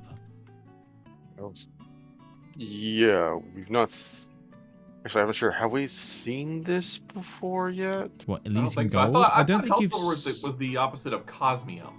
No, No, Cosmium's the top. Cosmium is the tier above. Okay. Elysium gold is it's essentially. Have you guys seen any angels? The Iron Duke has mentioned Elysium Gold a few times. I don't think he's Yes. ever shown it to us. One of the unique features of Elysian Gold is when it is near blood silver, it will shine gold, and the silver will shine red. It will emit light. You could use this to... Yes. And you feel this. It is like a 10-pound chain. Yeah, no. She's going to go over to Breton and just do clip, clip, clip, clip, clip. Yep, there we go. Good? Good. I have 9 strength. Don't overburden me. Oh, that was like, yeah, that was hefty. He Ruby then... Noodle Arm Sunderstar. He's like kind of under his breath says like a very, very, very, very quick prayer. Please forgive me for giving up on our most holy relic. It's for a good cause. Very trusting for a cleric who only met me today. Yeah, but they heard our reputation as people who bring. Yeah, only they heard her reputation. Oh god, they're making this decision. Thank you tremendously for your assistance. If there is a way for you to let your knights know to beware of infiltrators and to double check everyone's bands, I would do so. Just in case they are trying to sneak into your order. Yes, I'll send missives. Okay. Sending spells, if you have them. They need to know about this quickly. I will utilize them when Okay. I will need to rest. I am actually out of spell slots today. To put it into 1 game o'clock! turns. That's fine. We do a lot of our work at night time. Sure. Alright. We need to go to the market square. Hopefully we can get lucky out there. Okay. She'll bow her head. Mm-hmm. Brayla, bless you. And walk on out. Oh. Then she pauses. Did I just say that? I think you did. Fucking soul. Just walk out.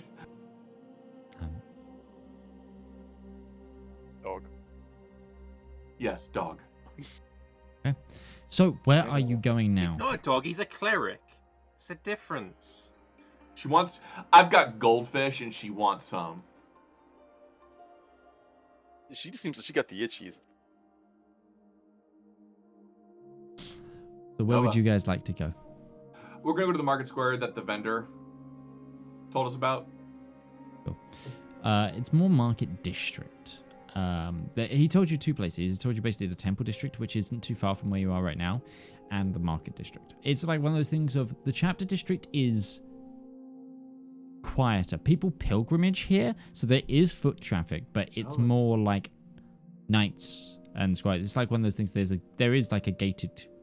You do have to go through a gate to get here. You guys are fine because Breton is an order knight. Well, a knight without order, but still, it's like one of those things of. But it's like, I'm trying to put it into perspective. It's like one of those things of like, yes, it's pilgrimed here, but only a commoner will only go here on like a high holy day. Most just go to the temple district, which is just like at the foot of this main like incline, this main ring.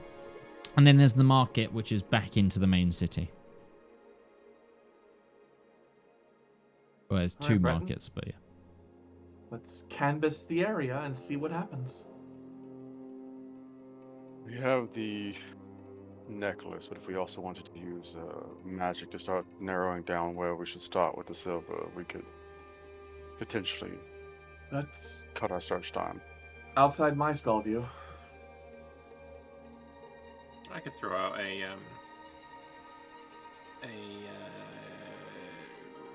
locate object. Sure. What are you trying to locate? Blood silver. Okay. And it's 1,000 feet for locate object, correct? Yes. Okay. This is the worst quest marker too, because it just points to the nearest immediate source. Mm-hmm. I'm just getting a compass point. If this were a map, it'd be a big globe around an area. So you've seen Crazy Taxi. Yeah. Yeah, you've got like an arrow above your head pointing. Valymr, you do actually get a ping of it within 1,000 feet of you. Go that direction. Points like Scooby-Doo. There is some blood silver, and it is in that direction. We got 10 minutes to find it. Start walking that way. Yeah.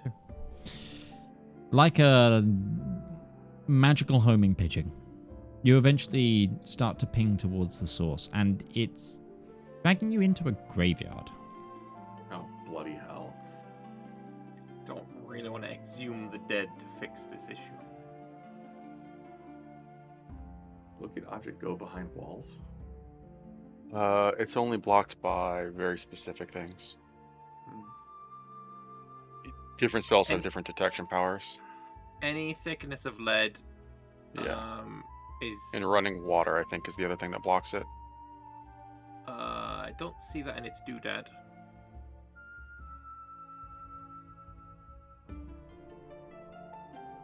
Walking over to the graveyard. Yeah, it's only The only thickness thing of it lead. says that it's blocked by is lead. Yeah. Yeah. This is the spell, the reason that you put things in lead boxes for. But yeah, you enter a graveyard and there is a multitude of fresh graves. The corpses of the damned that still have the rosary beads on them. Yeah. Buried with them. It wouldn't be removed. We need to talk to... But they can come back. The grave tender. Yeah, we need to talk to the grave tender. If this place is hallowed, then they can't come back, but with the blood silver unhallowed. Yeah, they slowly. That's what was happening at the church. Okay, yeah, we need to talk to them then. Yeah, we was gonna go find the tender. Sure.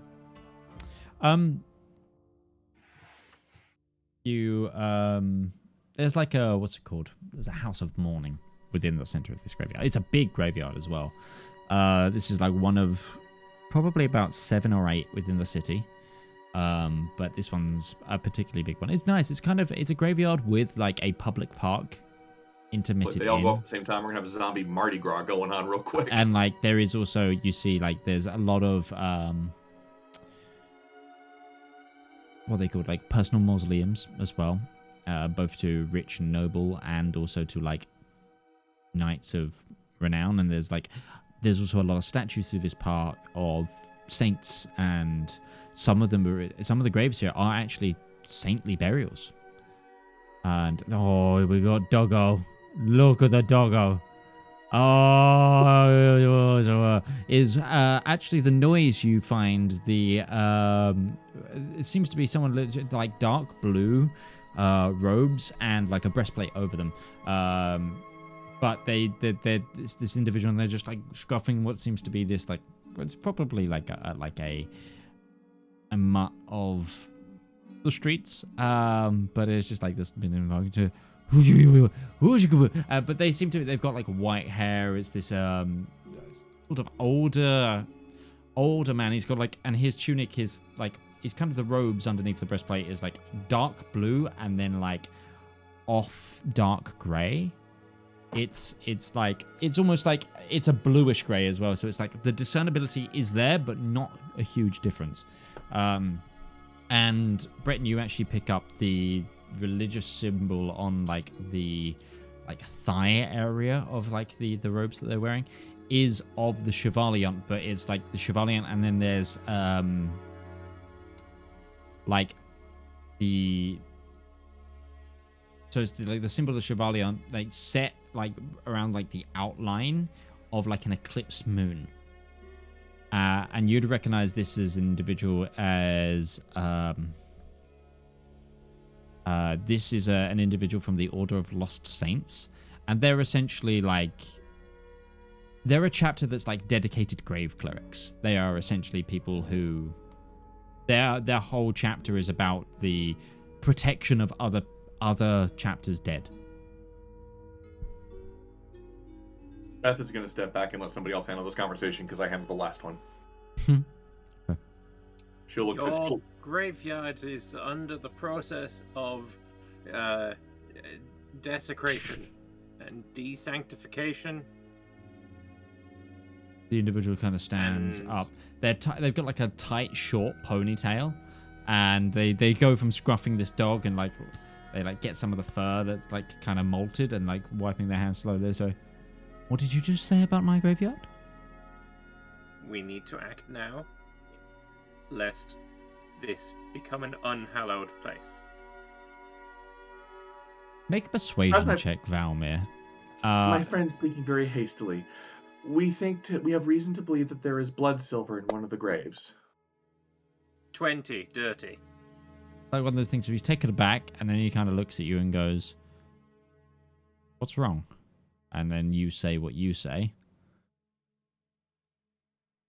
Right. I don't know what blood silver is. Devil's metal. But you seem sure. Show me which graves and we'll deal with it. Has it been within 10 minutes since I cast the spell? You're close, but I would also say since you... Like... As I'm walking through the games, it's like, ping, and now this one's closer. Valymr has a better No, this one's memory closer. than Ping. Lambert. So I In would say fact, that... It's not under question. Not under question. So I would say that you can quite quickly lead him back to like the fresh graves. And I take it you've been exposition dumping as you've all walked as about the rosaries and stuff. Does Breton's necklace glow? His necklace doesn't. It makes blood silver glow. They both glow. It glows Yeah, slightly, both yeah. It's hard to tell though with Breton also glowing naturally now. His plate mail is constantly glowing, so you do have to kind of check it because it kind of just mixes in with the light. Yeah, it's kind of like it's like if you shine a torch in front of the sun, you don't really see the difference. But yeah, no, Sun's gonna win. Yeah, it's like one of those things. And he points out, yes. So the rosaries are the issue. Yes. Huh. Interesting. I will. Any of the new burials that come in, I will double check for the rosaries. Don't touch it. If you have the ability to destroy it with Radiant, like Guiding Bolt or Sacred Flame, destroy it immediately. Okay, noted. And he basically he takes from his hip what looks to be like a just like a metal rod, and he kind of tips a button, and it like extends into a shovel. Oh, I don't have move earth. I'm sorry.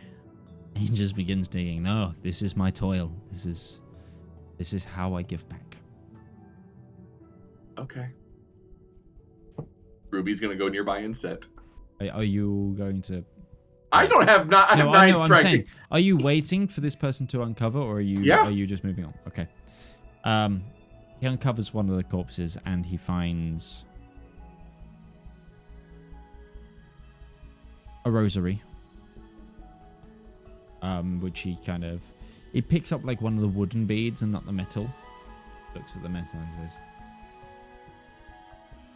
"It's this," and you see as he brings it towards you, like within 5 foot, Breton, it glows like a blood red and shines the light onto his face. He goes, "Oh, yep, that's the one." Yeah. Destroy it. I'll hand Breton the hammer again. That's the question. If it's just radiant energy that is needed to be destroyed, Breton literally radiates divine energy just with his ability to smite things innately. Can he just like pinch this between his fingers and like divine smother it out? Finger crush. You can certainly try. There is a damage threshold on it, I would say. I don't know if Mechanically, we wanna there is amount of hit points you need to hit with radiant. Okay, then if he will test that, but if it seems like that's not quite enough, okay, hammer comes out, wham wham. Okay. And are you? The cleric understands your display and goes, I will check the recent burials, those who have come in from affliction who have died of affliction, and I will see about this. Thank you for alerting me to this. I will also pass a message to my order to do the same. This is a No one noble's is buried graveyard. with a. Sorry, go on. This is a noble's graveyard, yes. Mix of. It's one of the nicer kept graves. It does have a lot of nobles, but these individuals, merchants. I think that this individual that we've just picked up is a man named Gustav de Flair, and he was a local merchant. How about where would most of the poor and downtrodden be buried? And with the recent comes of dead, are there any mass graves around?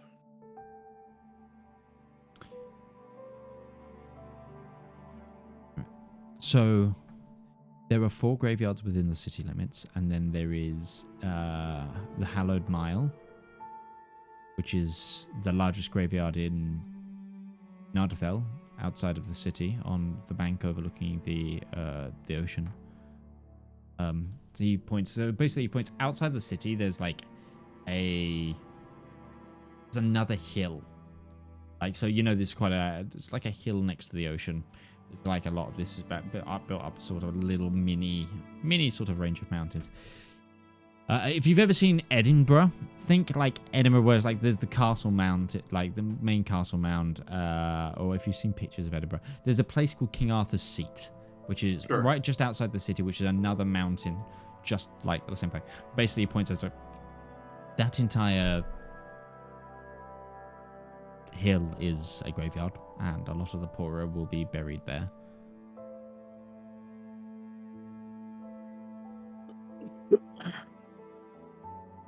Okay, thank you.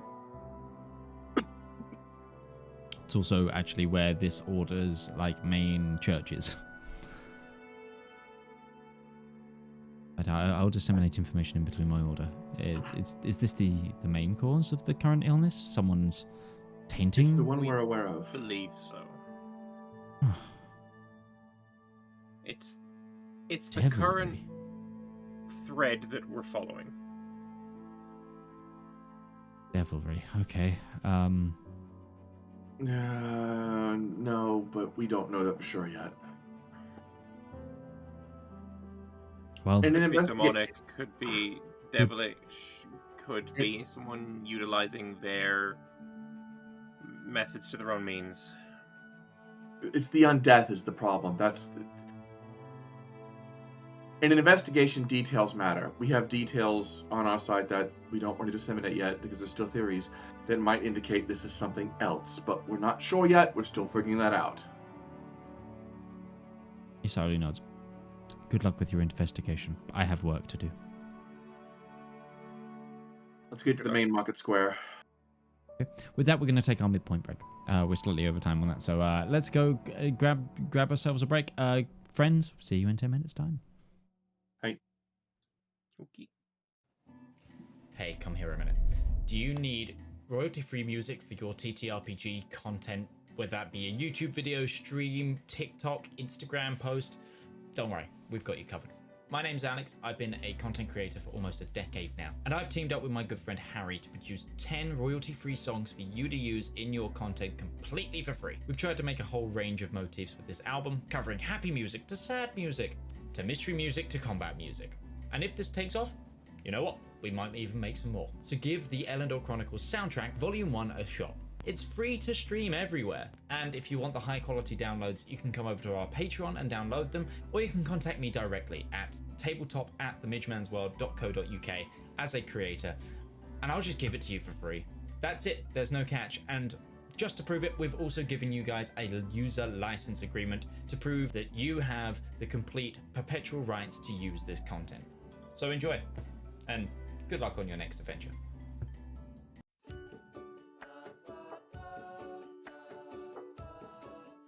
Oh, good day. I'm Martin Sanderson, and I'm the CEO of Avari Military Solutions. We here at Avari know that it doesn't take much to cause problems out on the frontier, whether that be from local pirate raids, neighboring interstellar powers, or even just an unhappy populace with unreasonable demands. Just what is a small to mid-sized regional power to do when faced with these problems?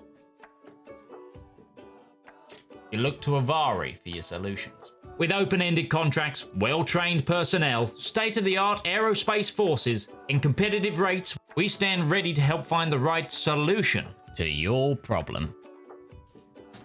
So if you have a problem, why not call Avari for your solution? Our operators are waiting to take your call, and consultations are free of charge. Avari Military Solutions, a solution for your problem. Avari Military Solutions is not licensed to operate within the Kark and Grey Baronies, the Andes Corps, or any Class A combat zones. AMS is a subsidiary of Omni Radiance Holdings, a family company.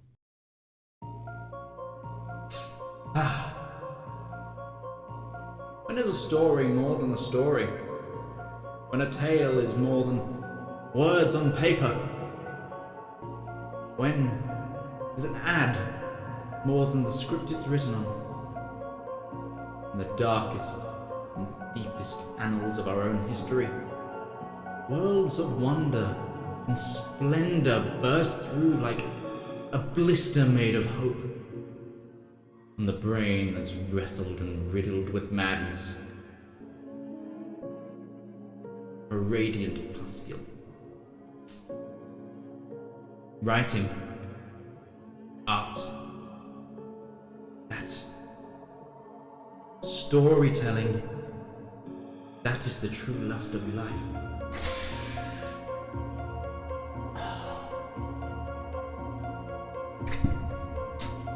You too can dutifully indulge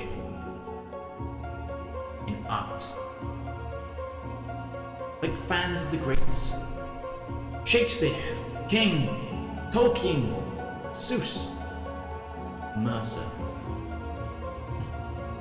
You too can indulge through Twitch Prime. Get an extended access to a wealth of knowledge with a simple click, an emotion so small that it could endlessly amount to possibilities. Embrace those feelings. Support art. Support the component cast.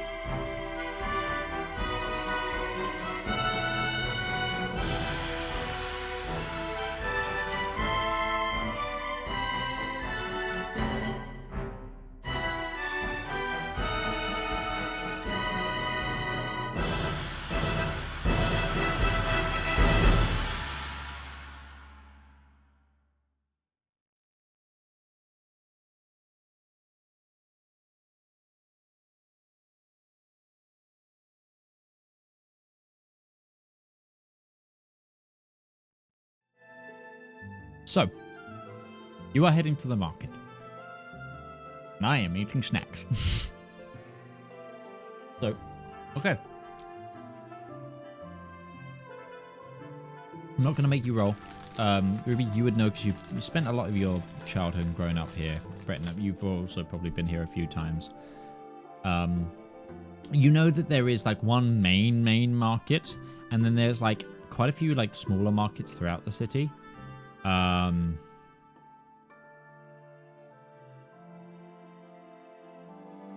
Where are you trying to head to the main market?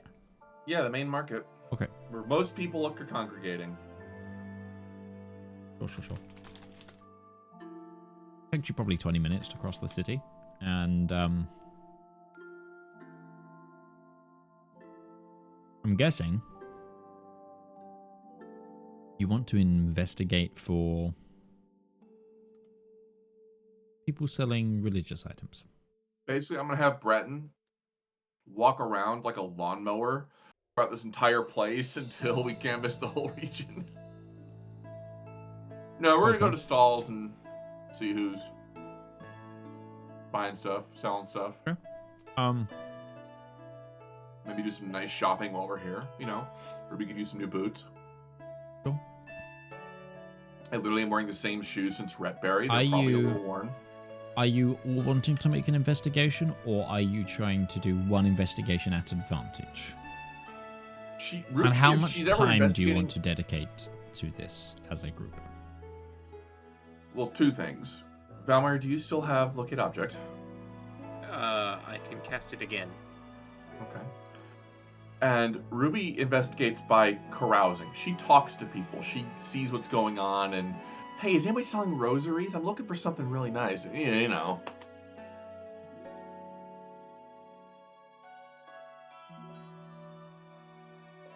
Okay. I have a group DC in mind to try and find information. And I want you all to either commit a skill to it or a spell to it, and I will, lessen or heighten the DC because of it. So, Ruby, you're going to be carousing people. You're going to be asking market sellers. So you'll be giving me a persuasion roll. Breton, how are you aiding this investigation? Persuasion is something I probably would have done, so I'd probably just help Ruby, give her Okay. advantage. Okay. Valymr. Can I do the same kind of thing? But kind of because All I of because us are I look charisma based. yeah because I look blind. I kind of look like I'm in need. I'm gonna try and like play up that kind of element. So it's Okay. like, oh, I need rosaries because I lost Give me mine a and I can't see them. Where performance are they? check, then. Can somebody help me find the rosary seller? I'm blind. I can't see them. Give me a Yeah, performance check I'm not for very you. good at performance, but okay. You are performing then. True, but I did get a nat 20, so I suppose that helps. 25. Tied with my 25. You are a lucky group. Because the DC was 50. So your reroll, Ruby, was a 25, and Valymr with a nat 20 on performance, you got a 25. So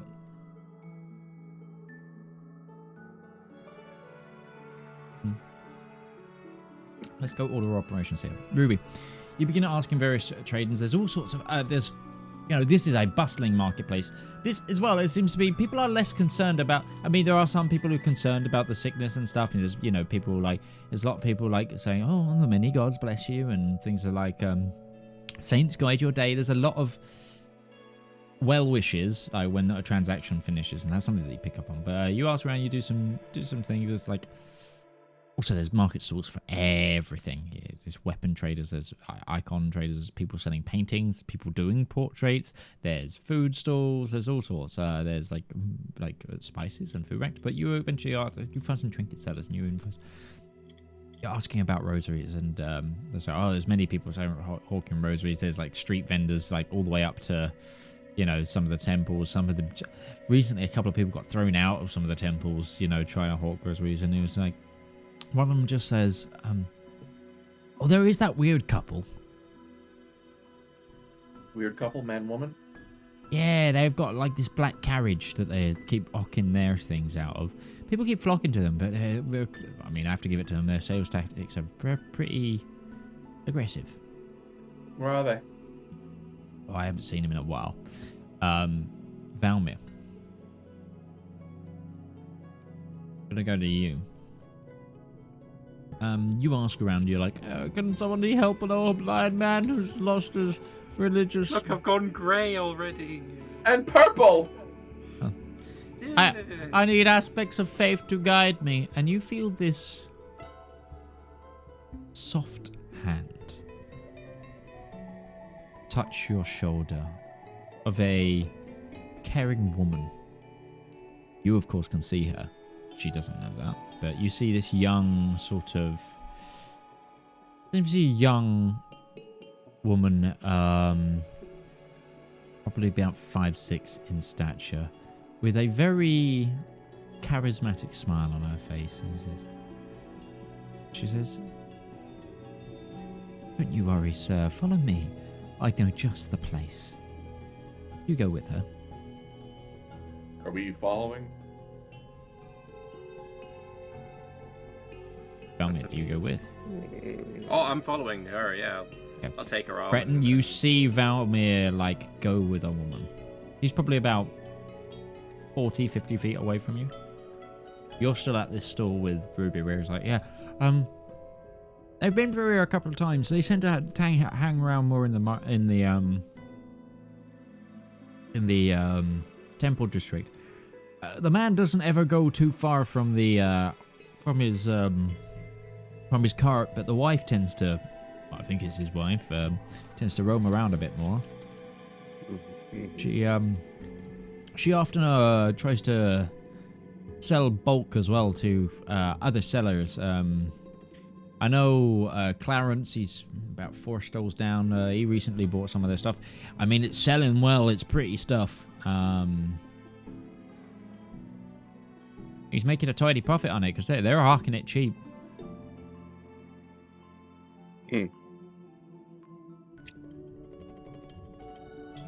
Well, thank you. That's very useful information. Temple District, you said. I suppose we'll have to look towards there. Also, is that where Valymr is being led to? It seems so. Okay. He will look at Ruby and just basically look at her as if she has any other questions. She'll shake her head. Let's go. Thank you. And she'll hand the man a gold coin. Mm-hmm. Oh, thank you. I can't just take this out. Yes, you can. Something for your troubles. Hey. Oh, right. I'm not gonna say no. But yeah, are you both trying to follow stealthily? Ruby's not a stealthy person. She's wearing, Breton stands head and shoulders over the entire crowd. Like, I don't know. I know. She's on fire. He's a giant. They are the least stealthy couple in the history of D&D. Damn near. I don't know about that. I'll roll a stealth check. Why not?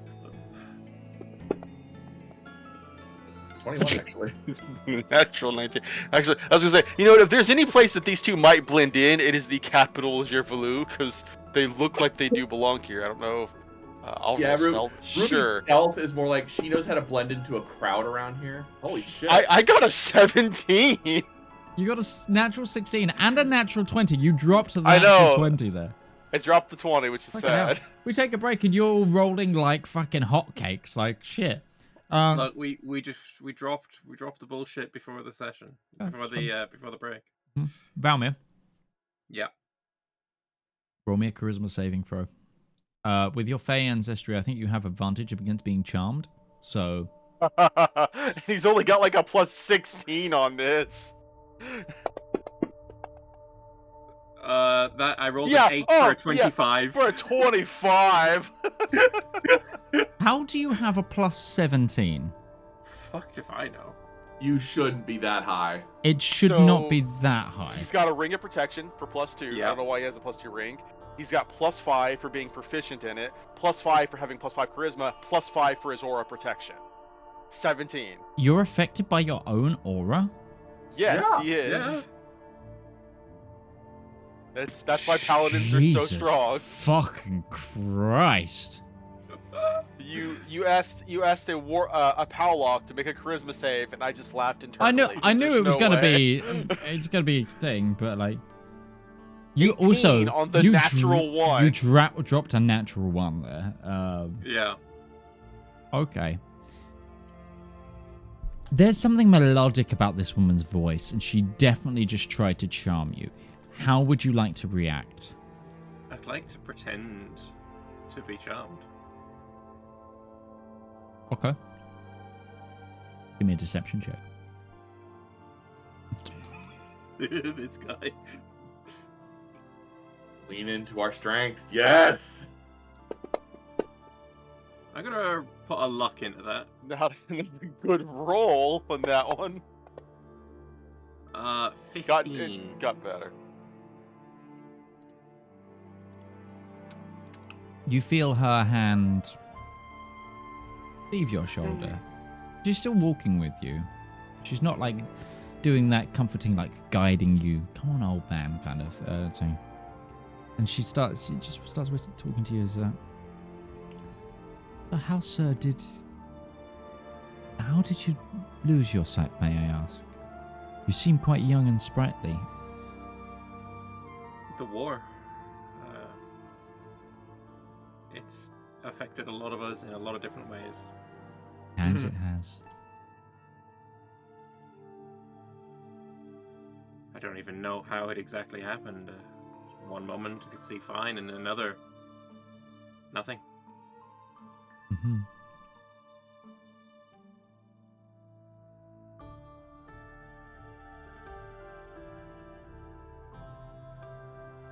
Okay. Continue walking. Somehow the super stealth team behind you. She hasn't got it on. How are you staying within that sort of 40 foot, or are you? Yeah. 30 feet if I can, but yeah. Charming woman, and you notice something. You notice as well is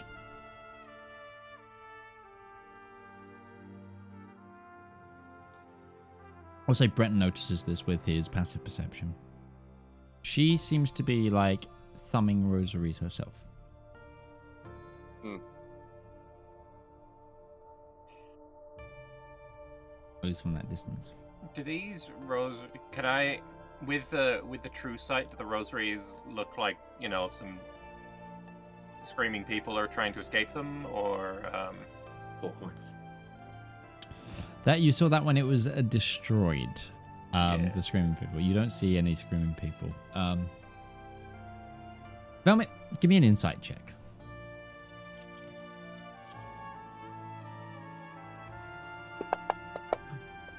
Natural 20 for a 25.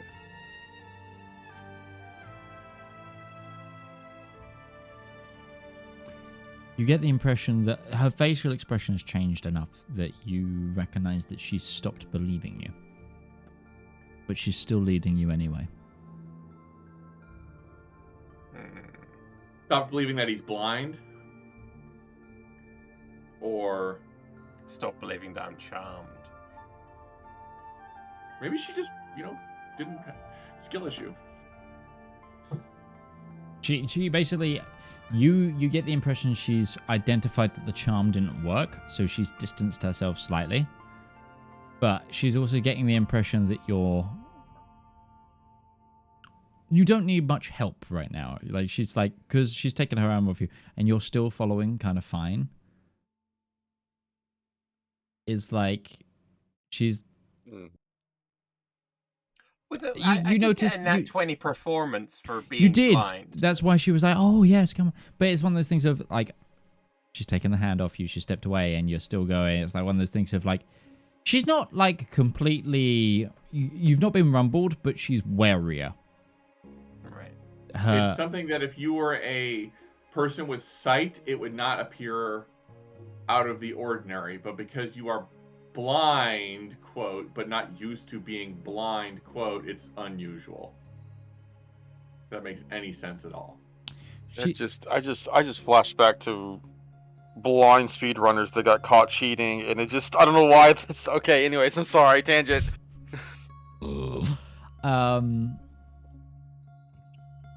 No, she's like one of those things of like, she's still like giving her the sales pitch, and she's like, I have the perfect implement for you, sir. Just follow me. I'm going to reach out my hand and grab onto her shoulder if I can find it. Or obviously I can find it, but I'm going to make it look like I. Give me a performance or a deception. They're both the same. 21. You've stayed her wariness for now. She kind of props up your hand. You continue going. Probably about 5, maybe closer to 10 minutes of walking later. Valymr, she like begins to like you hit the temple district, but then she tries to take you down a side road slightly. Breton and Ruby, you see them turning. And Valymr, I can describe this to you because you aren't actually blind. In front of you, you see what looks to be a large black sort of wagon, like coaching wagon.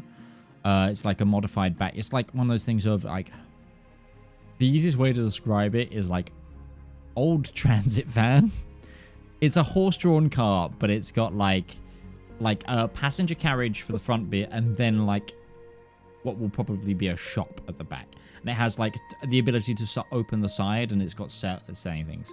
Wild West snake oil salesman. Ruby is very much snake oil salesman, yeah.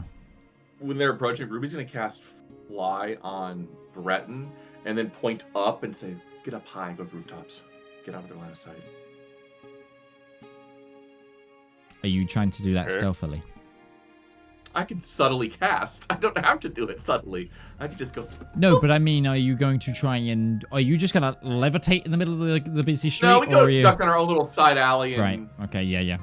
That's what I was asking. You just going up? Like... No, and Ruby will pull out her wings and... Up to the top. Okay. Give me stealth checks again, both of you, because you've changed the motive, and your mode of transportation, shall we say. At a certain point, like they're going down a side alley, I think you just cut her off and just make this happen. Like, right, Valymr, are you doing anything? Because like I'll roll this again. I 16. I'm going to just regale with sanitized stories of the war. The rolls make it happen. It's wild. So that's a 16 for you, Breton, and a 19 for you, Ruby. Okay. So you go. We are Team Sunderstar, super sleuths. Yes, all three of you opening your detective agency now. I see. This is where I was going. This is, adventure in life. It's over. You're now. You see you all in deer skins. We got it. You know what? I'm not gonna make this joke, but it's been a while. Moving on. Valymr. In front of you, from the snake oil cart, you see a man step down. Kind of like a jauntiness to him. He's long. He's got long arms, long legs, kind of shortish torso. Humanoid, but not quite human. Also, it's more like kind of like a bugbear. You would know what a bugbear looks like from being from the Underdark more. But still a human. Like bugbear physicality, but human. Does he got Marfan syndrome?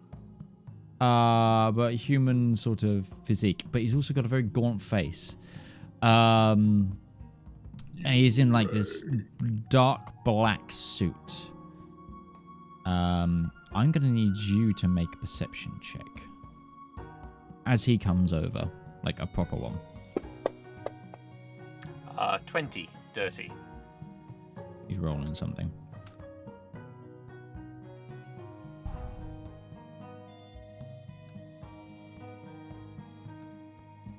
Make a dexterity saving throw, please. Oh boy.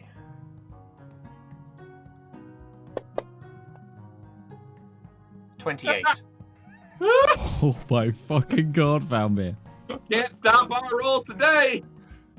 So, I'm gonna describe what's happening with this man, what's happening and what you're dodging, and I would like you to tell me how you dodge it. So you notice he's coming, like he's got his like one hand slightly behind his like back, and then suddenly he looks like he whips out something that looks to be like handcuffs or a clasp.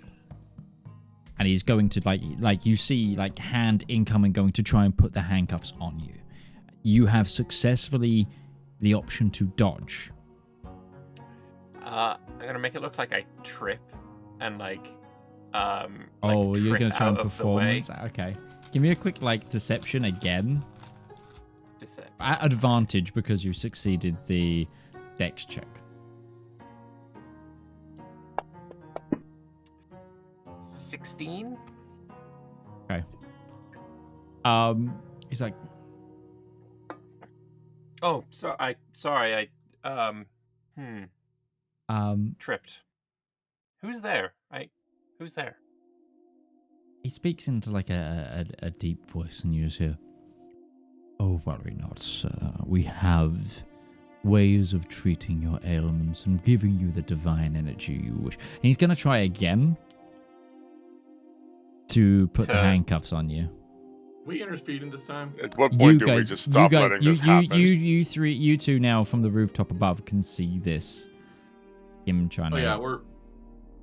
All right, Breton. Time to do the Batman routine. I'm gonna say as well. I really should be using my walking stick. Glaive.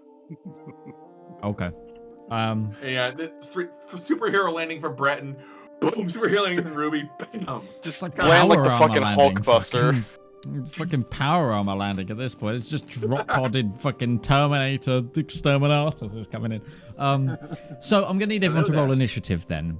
This isn't necessarily for combat, unless you make it combat, but it's just for turn order of actions of these people. I feel like they are making it combat. Well, you just tried to handcuff my boy. Well, he tried to handcuff. Hasn't tried to stab you, boy.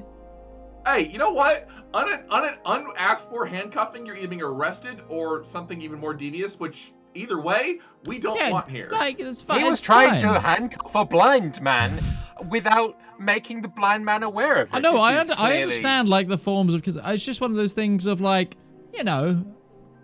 I'm not sold on what they're doing, nor are you on what... Like, they have...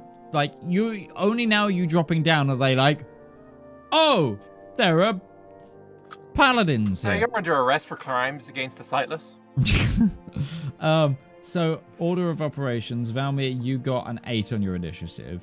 Yeah. Ruby, you got a 24. Depends if the and initiative Breton, roll you was got a before 23. or after Breton landed. I would say this is all like... I think this is all now we're kicking into initiative. It's like, boom! Like the slow down clock of...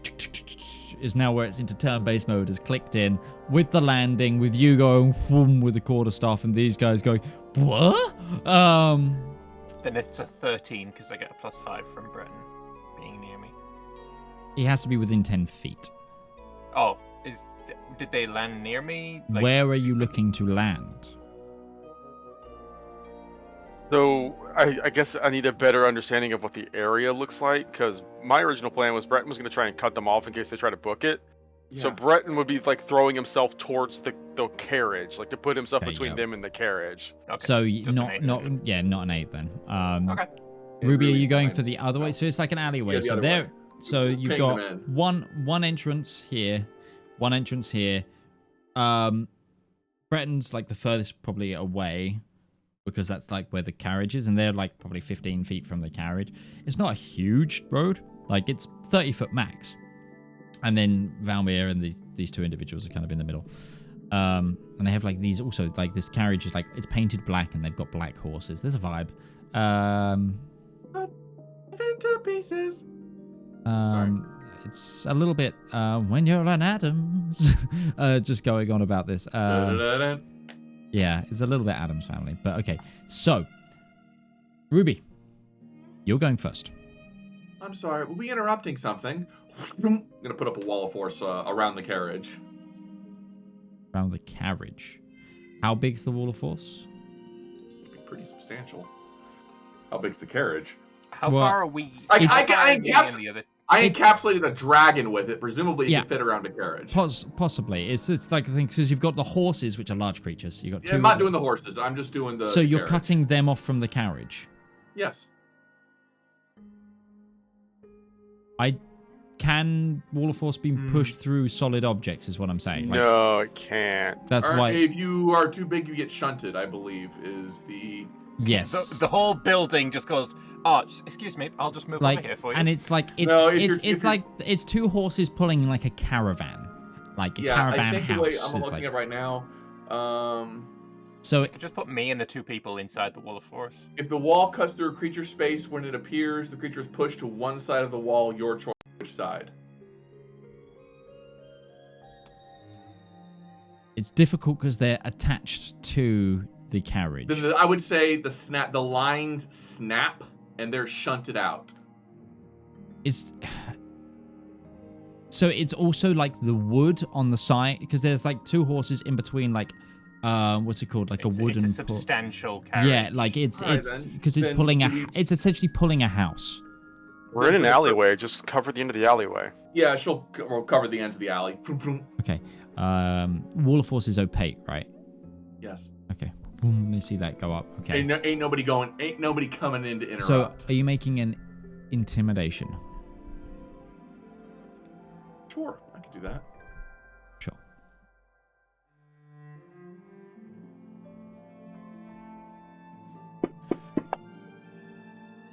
$19. Okay. I'm gonna do favored by the gods on that. Okay. Hey. The woman looks suitably intimidated. The man thing does not. Man thing. Man Sorry, flesh. Were we interrupting something? Okay. That's your turn. Yes. Okay. Breton. Hulkbuster. So we're going for intimidation factor here. No, I'm thinking more like Homelander. Breton is going to float up to this man. He's flying. He's not going to walk. He floats up to this guy like fucking Superman. Is just going to try and grab him and like lift him 20 feet off the ground. Oh, okay. Make an athletics check. This man is. Yeah, athletics is what we do.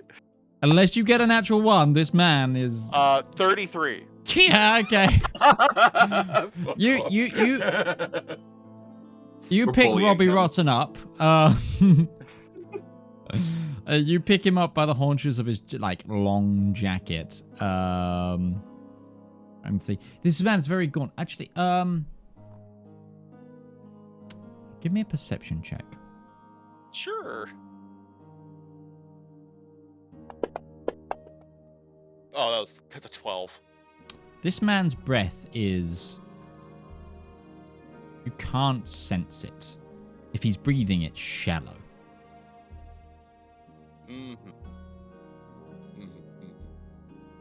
That's fine.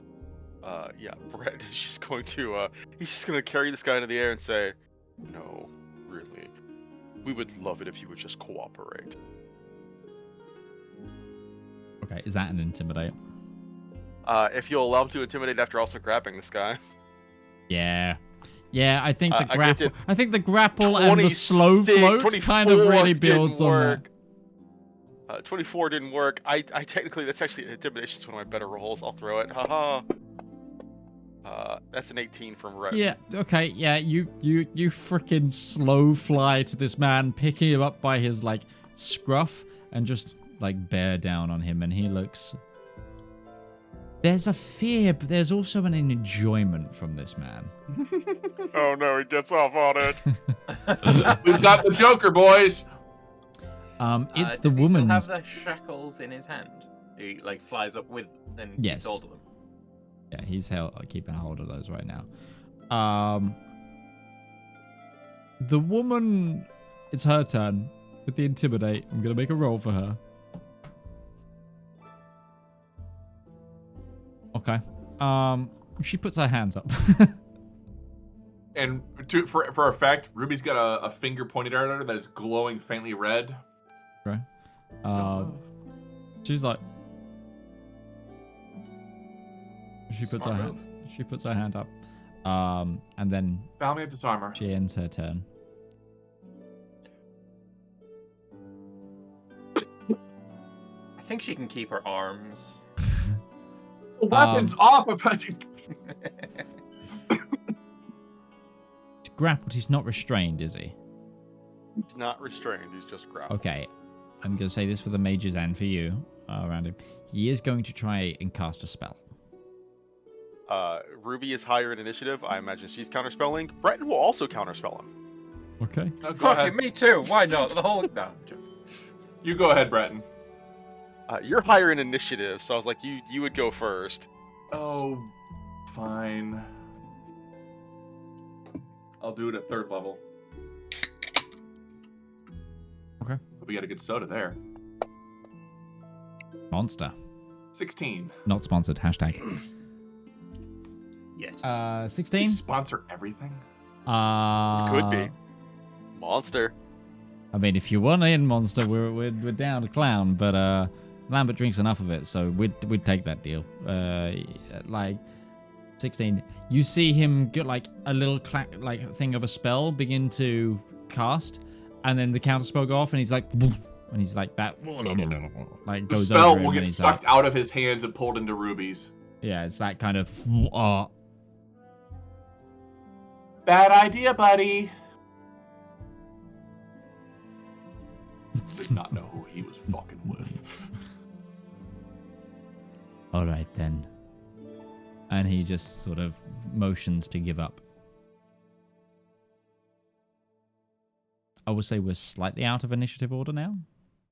Depending on how things go, we might go back into it.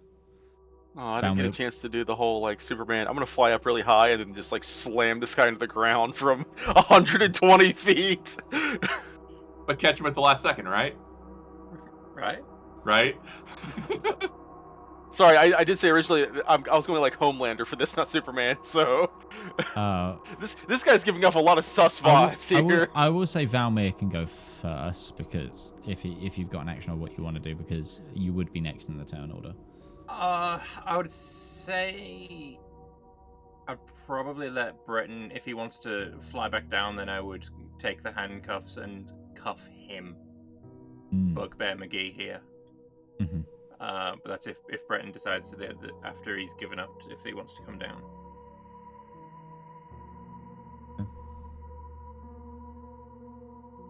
Oh, I can't fly anymore. You guys will force. It's on the outside. Oh, no. It's on the outside. Oh, concentration. Oh, you've got twin concentration. You've got twin concentration. Yeah, I've got. You needed to be making rolls I've got for those. focused. Yeah, sorry, I'll make some rolls, but. Yeah, sorry, because those are both concentration spells. You're fine. How many do you want to make, Midge? Make 3. You're fine. You're fine. Yeah. Full focus. When you land, the fly will vanish.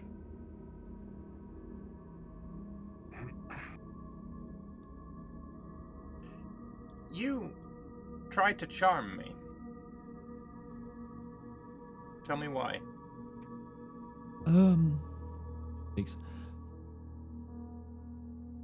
Sales tactic? I actually believe that. Insight check. No, actually, I do believe that because they've been trying to get people all across from here to whatever place we've been since then. The other 21 vendors insight mentioned anyway. that they just seem to have a way to convince people that buying the prayer beads was the best idea. Couldn't do wrong. So, you're selling unholy artifacts to people under the guise of trying to help them. Who are you directing that at? Whoever is closest. I'm assuming they're both down there. The woman, so the man is like smiling at Breton, like being held by Breton, and the woman is like, who is the one who spoke a second ago, who was like, because she's the one that chose to job, is like, probably like 10 foot slightly further away, but like hands up, like, looking at, like, she's like, we have been rumbled kind of thing. She's a bit more like... Here's the thing. Her- We're on... Her fight, flight, we're- or flop has gone in. And she basically says, unholy, I said, she's like, an interesting word for it. They're not ordained, they're fakes, but... Breton? Yeah, you said we were still kind of in initiative order, because Breton will lower down so that Valymr can put the handcuffs on him, and Breton's also going to divine sense. Because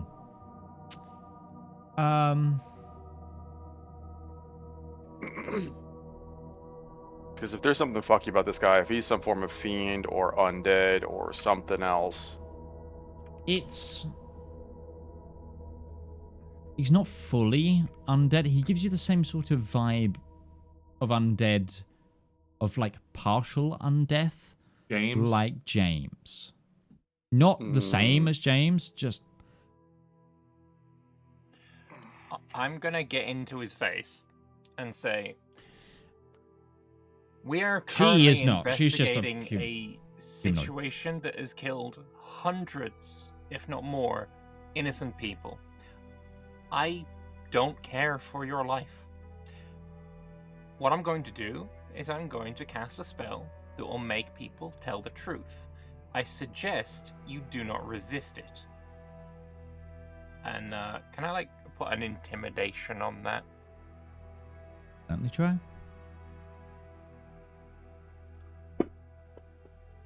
That's a natural 20 for a 30, and I'm casting Zone of Truth. She is definitely fucking Lambert, what have you done to your rolls? Like, why are you suddenly rolling well? She's definitely like, I'll tell you anything, I'll fail it. No, don't worry. She is quaking out of her boots. He is stoically calm. Where the fuck's Zone of Truth gone? Oh, I was looking at my combat spells. Zone of Truth. So yeah, DC 18, or they can choose to fail. She chose to fail. DC 8. I was mostly aiming the intimidated at him. She seemed pretty pliable regardless. He failed, Okay. but not by his own volition. What are you selling here? Him or her? Both. Whoever answers. Trinkets? We're making money off cheap trinkets? Hector keeps finding it, and he's like... He's just kind of smiling. Hector, where do you get these trinkets from?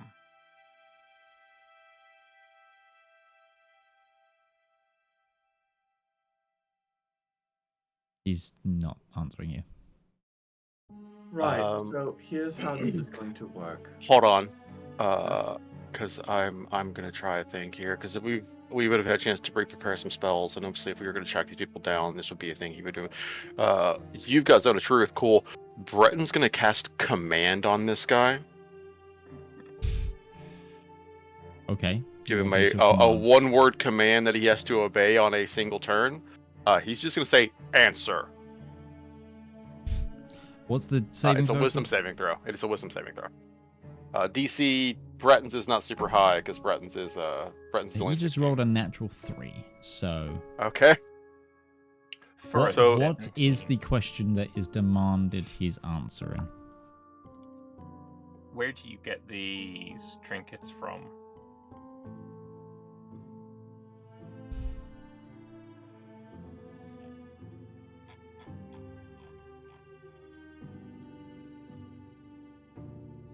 Like how he would phrase this. Places.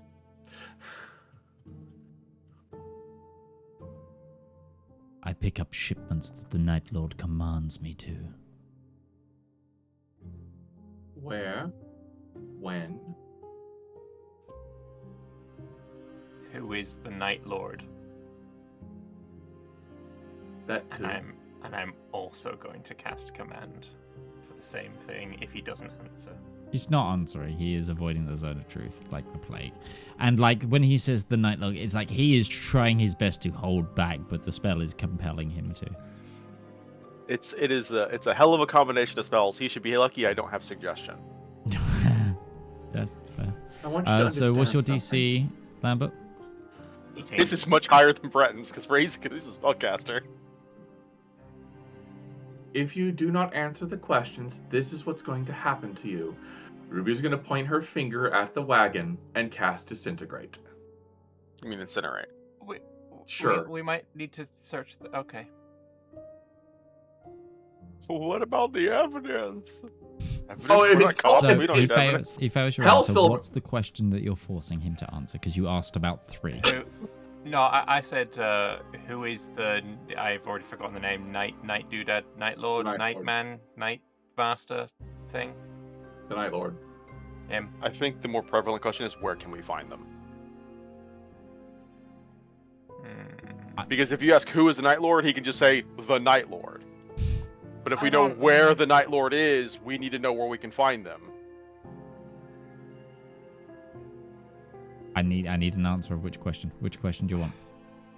I didn't ask him where yet. I did only ask him who. Okay. Ruby So asked I where. Sure, where? Where is the Night Lord then? And I'll command him to answer. Night Lord's house is at the cradle of murder. Guided by the King, Lord of Murder himself. There you go. Ball? Who? Da, da, da, da, da, da. Wait, what? Is there a religion or a history check that could make more sense of that in practical terms? Sure. Make a religion check. A religion's probably the choice there. Yeah. Ooh, that's a 7. And we used our session reroll already. Yeah. I will allow everyone to make a religion check. That's a... Well, if we add our 13s together, we get 14! 26.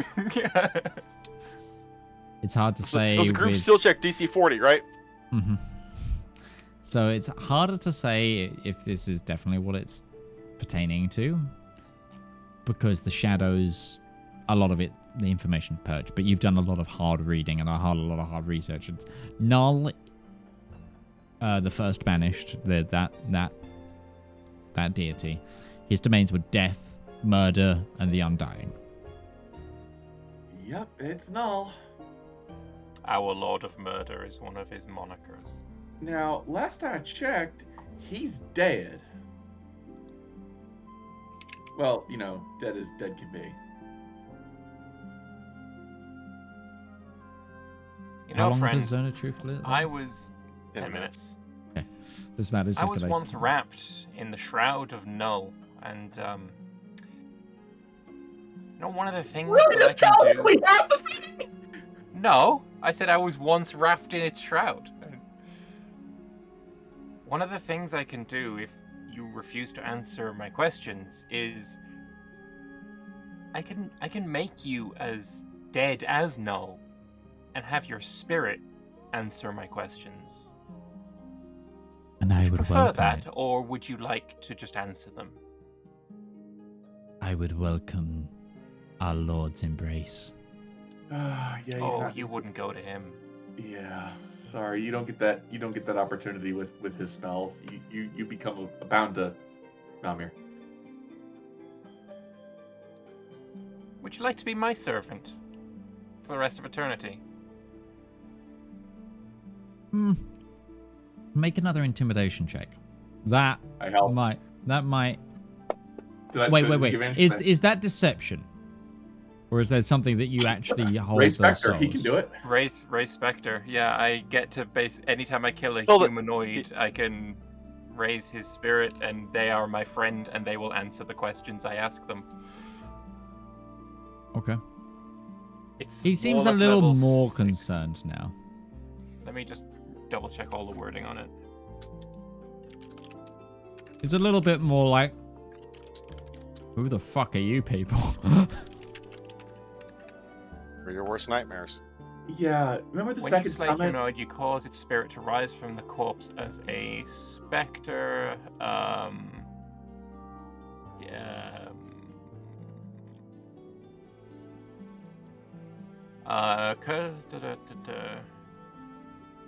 Temporarily binding it to me. Temporarily. So this would be deception. Okay, It hear me out remains though. in this service until the end of my next long rest.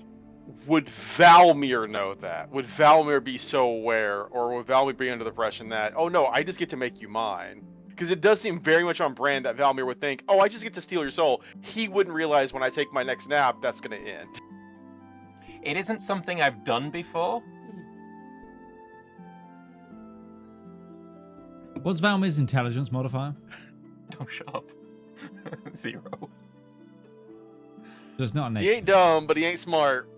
I have an intelligence of 11.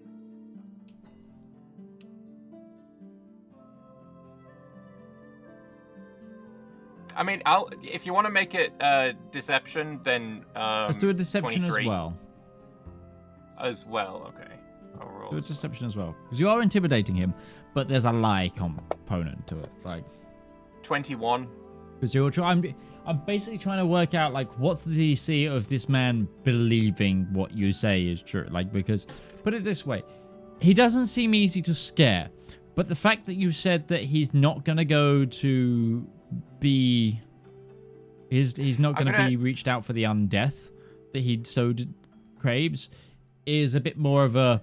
Can I use thaumaturgy with my fallback plan. with that and make my eyes beneath the blindfold glow purpley black, so it's like radiating fucking evil out my eyeballs? Okay, sure. So just like a advantage on the deception. Okay, sure. This woman, by the way, is in like abject horror right now. 21. This other, like, this one. She's like, rabbit in headlights is completely the wrong term. It's rabbit already under the lorry trying to work out if it's dead or not. Wait, I have a thing for that because I'm an oath of fear me. If a creature's frightened of me, the speed is reduced to 0, and the creature takes psychic damage equal to half my paladin level if it starts the turn there. I think she might die just from fear. Anyway, he relents. He goes, fine. Is your question? Null is your lord of murder, is he not?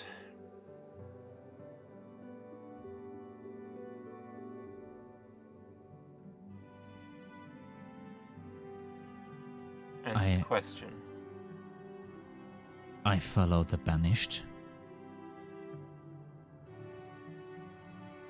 And he is the one giving you these tainted rosaries? Don't be a fool. Null was destroyed.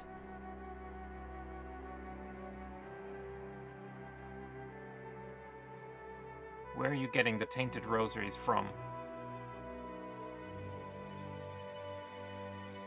He's struggling. Who is that? I'm getting them from the Night Lord. And the Night Lord is at this place. Who is the Night Lord? Or is that the only name you know them by? I have not met them.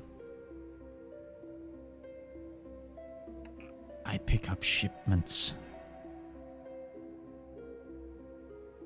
Bound the girl to me. We disseminate the trinkets. In I'm this going to turn to the act, Oh, sorry. in this action, Null will be returned to us. Yeah, sorry, that's not happening. I'm gonna turn to the girl and ask, are you also a follower of Null?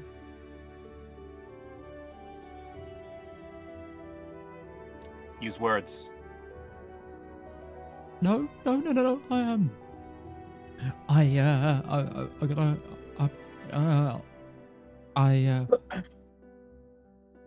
I just sell things.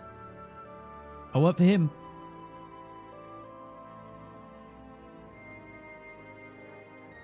Okay. I think we should let her go.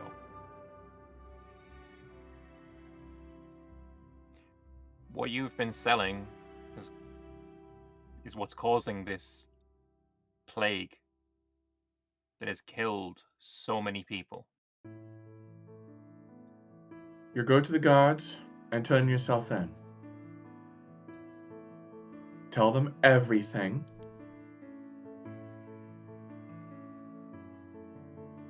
If I find out otherwise, they'll never find your body. Clear? Just advantage intimidate. Advantage intimidate at this point. This woman is distraught. She's also unable to move by fear.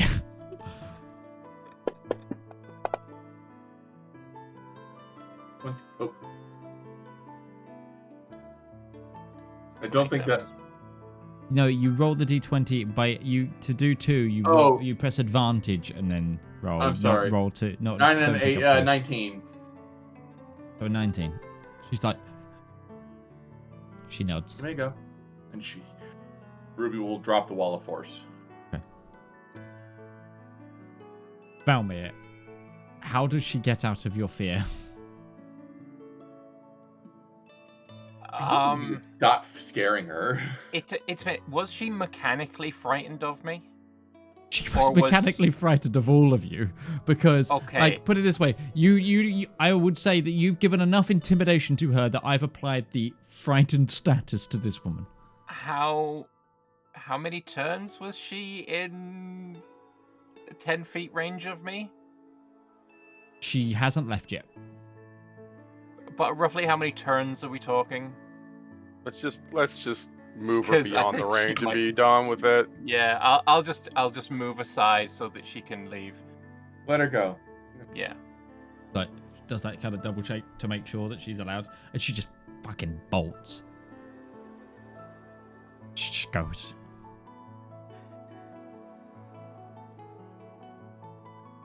You know still you're have. So lucky, don't you?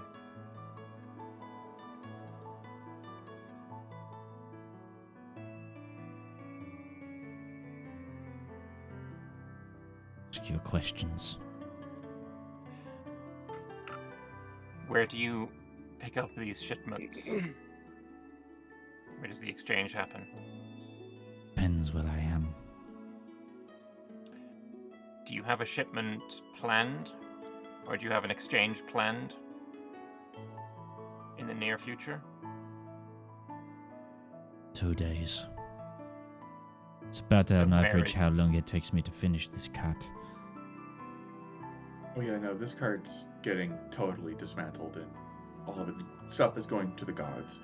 And the location of this next exchange? Not decided yet. I have When will not it be had a decided? message. Now the question is, do we stick around with him until he gets the message?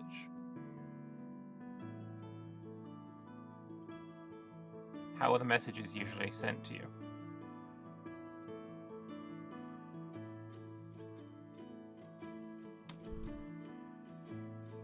I am normally told a location.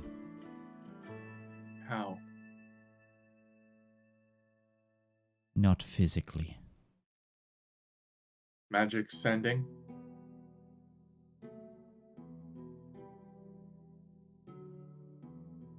Okay. Too dangerous to do dead drops. It's funny because you're not dead creepy guy. What are you? Damn peers like James. James had normal length arms. I and am legs. not blood tainted, no.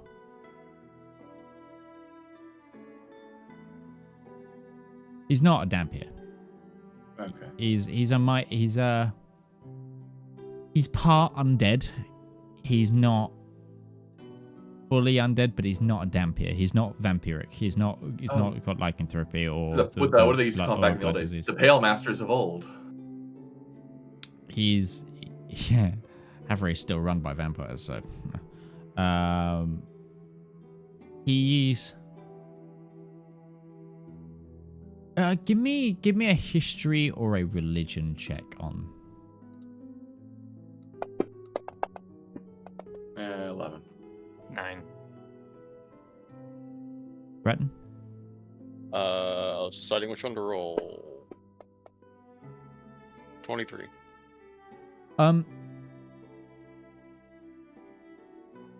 He is he's known there's a lot of like kind of derogatory terms for them. He's known what's kind of like the most common name is Crypt Walker. Basically, it's someone who's born undead. They share. They're in all sense living. They grow. They die of old age. Like they do. They basically have like. They basically have like one heartbeat a year. And they don't have blood.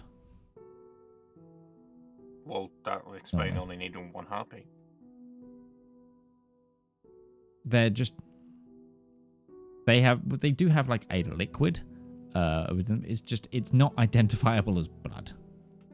It's sludge. It's like a black-green, viscous, sticky, kind of acidic material. Think of like, they're kind of a bit Frankenstein's monster-y, but born that way, if kind of thing. So the way that they are brought into being is normally through mothers being like afflicted by the undead, or by an undead like sort of disease or whatever whilst they're pregnant. It's like a corruption. It's like a rare corruption that kind of gets into the genome.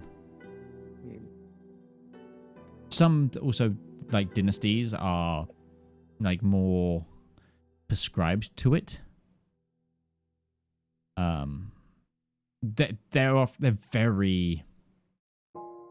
It's one of those things of like, they don't quite ever twing as undead for paladins, so they do get away with it. But it's one of those things of it's kind of like I'm going to use a 40k term. It's kind of like being around a blank.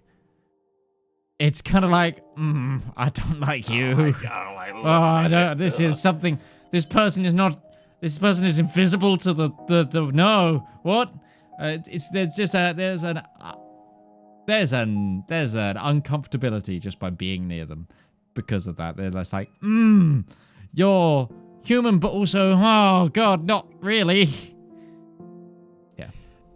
So I understand why she tried to charm me so that she could sell me things. Why did you try and shackle me?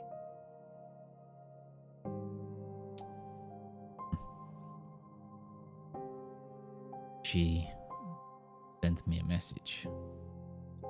Said that you were charlatan.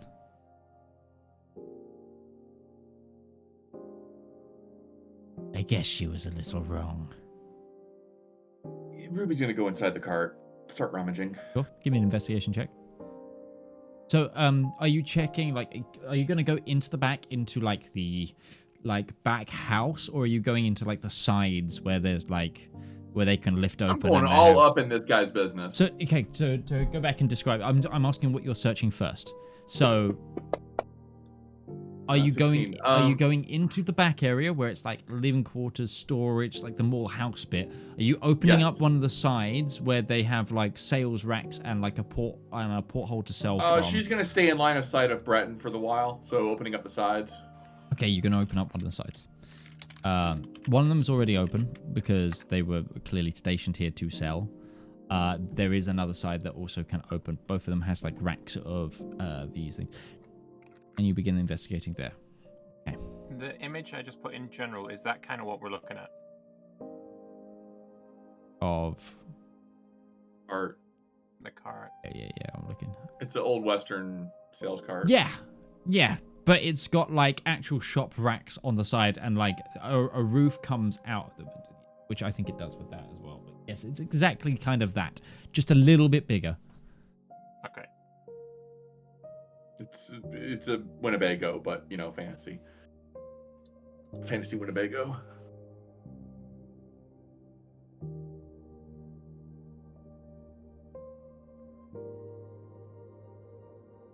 Cool. What else So you're do we searching wanna one of ask those. this guy?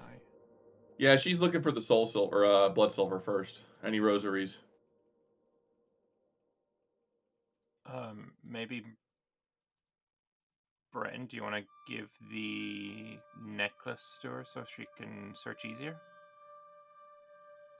Honestly, I was thinking the girl's already got away at this point. This guy's in handcuffs, so Yeah. if they were going to be good enough for you, then presumably they're going to be good enough for him. I think Breton will just make his way over and help her. These handcuffs look arcane, by the way. They look like they prevent magic.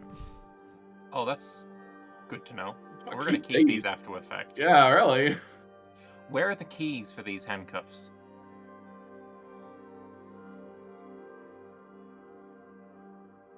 Command, answer the question. You're out of spell slots. I'm not. It's only a level 1 spell. He begins to cough and he just spits out the key. Yep. Mighty happy that you obliged there. I'm going to pocket it. Was this inside you the whole time? Oh, that's so unsanitary. Valymr, wash your hands. You can prestidigitate it later. Doesn't cure disease. Anyway, yeah, she's I don't need. Well, I'm a paladin Cool. for that. You're searching. All right. Searching. So is Breton, are you helping search or are you asking questions? He's going to help search. Valymr, any final questions or are you just keeping this guy bound while you guys search? Keeping the go. Oh, I mean, he's not leaving this alleyway. Let's be perfectly clear about this. He's dying. No, we need him. I mean, we can ask questions until my next long rest. Yeah. No, we need him alive. Oh yeah. They're sending him messages. True. Yeah. So he's going to the guards. We're gonna keep him in a lock and chain.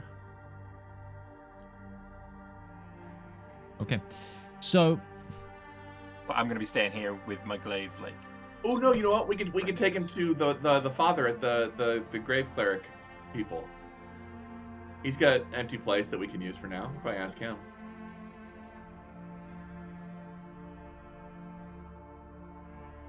I already forgot his name. I'm sorry, Midge, but it's the guy we went to. which one? The first one we went to. The one who had the ledger. With the rings. Thordric. Yeah. Thordric? Yeah, Thordric. Thordric sounds Yeah. right. Yeah, Valymr, why don't you take Tall, Dark, and Ugly here to Thordric? We'll be along. We're gonna investigate this place out. Okay. Cool. Don't kill him. So you find like racks upon racks of rosaries on the side. It's like different color, like interwoven beads and stuff. And it's like, yeah, there's all sorts of colors, all sorts of different saints icons and like things. You see like little lists of like you see like Chevalier Argent, you see like, and there's like little things, and it's one of those things of there are like other rosary items in with you look at them and it's just like, yes, they just, all of them have a glow, all of them, and there is like at least 100 on each side of these, and it's like one of the things of it's like just one piece of like the metal, but it's like, so most of the metal bands will just be silver or have things, and then there'll be just one is like this glowing red blood silver, and then you Ruby's go into just gonna set him out for Brett to start smashing. Sure.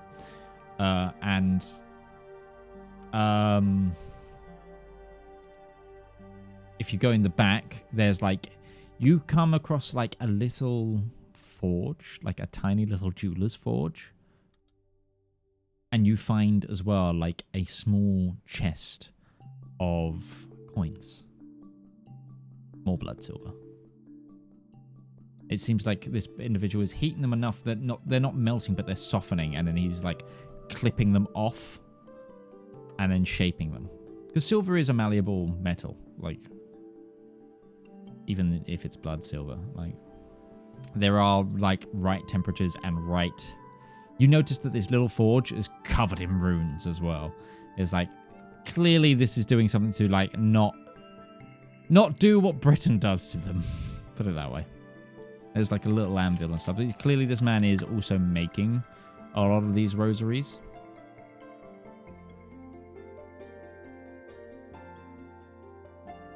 And yeah, so after your full investigation, you find 40 pieces of blood silver, like actual whole, and 223 rosaries.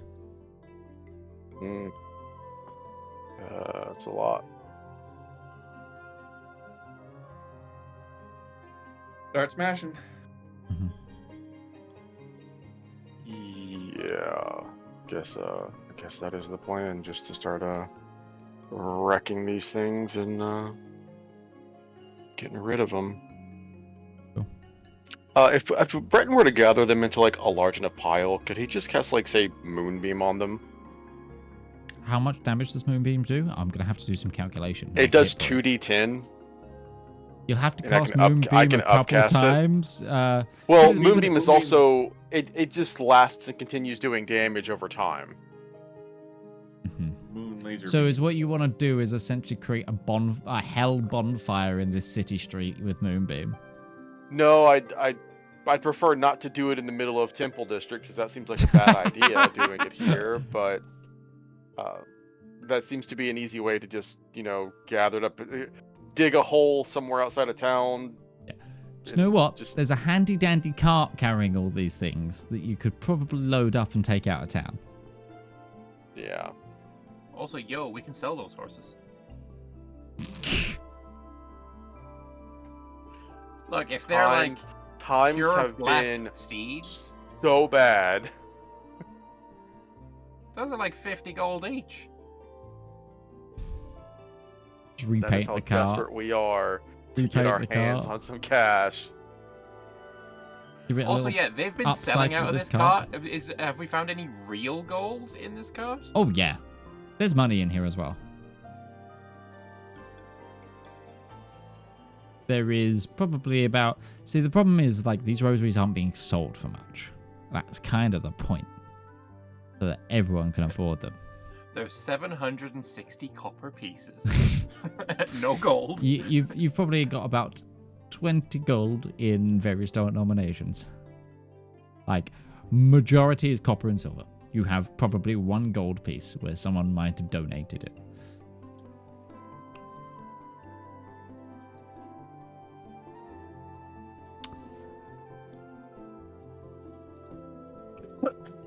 You can take, I will say, you can take an hour, go out to town, right out to the north, find a little area, spend some time going full Destructo.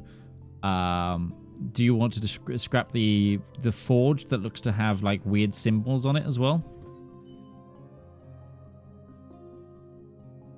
Breton? It seemed like a good idea to leave that. If he looks at it, what do these symbols seem to be doing? Is it just a method for them to more easily shape the metal they're working with, or? It seems to be like binding runes to stop the blood magic leaving the silver on heat. Yeah, that sounds like a thing that if there was less of that, that wouldn't be bad for for us. Right. You can do some. This isn't like, it's not made of blood silver. It's not going to react like the other things. You could just smash it with a hammer a couple of times and it'll be functionally not great anymore. It's one of those things of, you could just beat that one up the old-fashioned way. No handy dandy radiant stuff. Anyway, you do your moonbeam.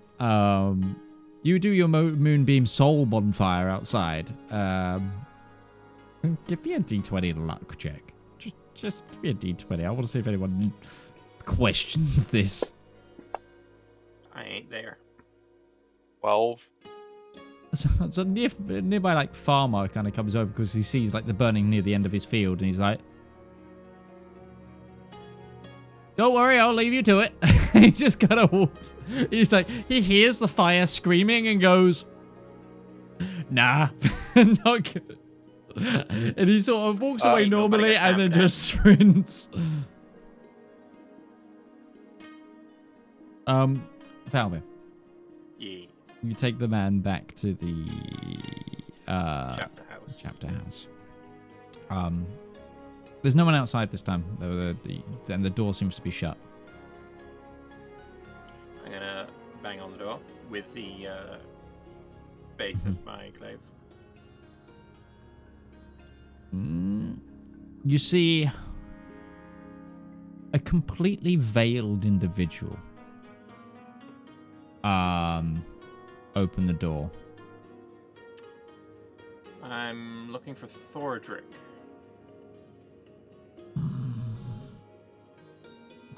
He just starts. Oh, you're a zombie, aren't you? He just Do I get shambles. I'm a paladin. Do I get vibes? Do you want to vibe check it?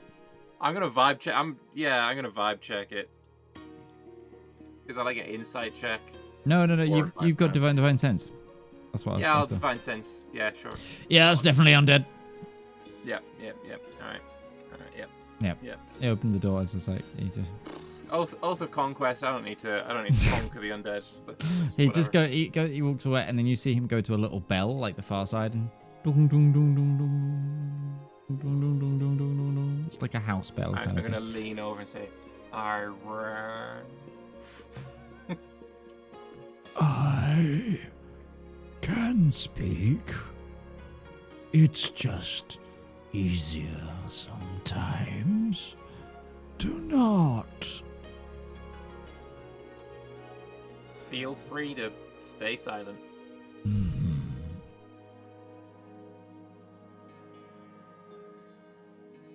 Bedka. I'm Bedka. It's been a experience to meet you. And he kind of walks off.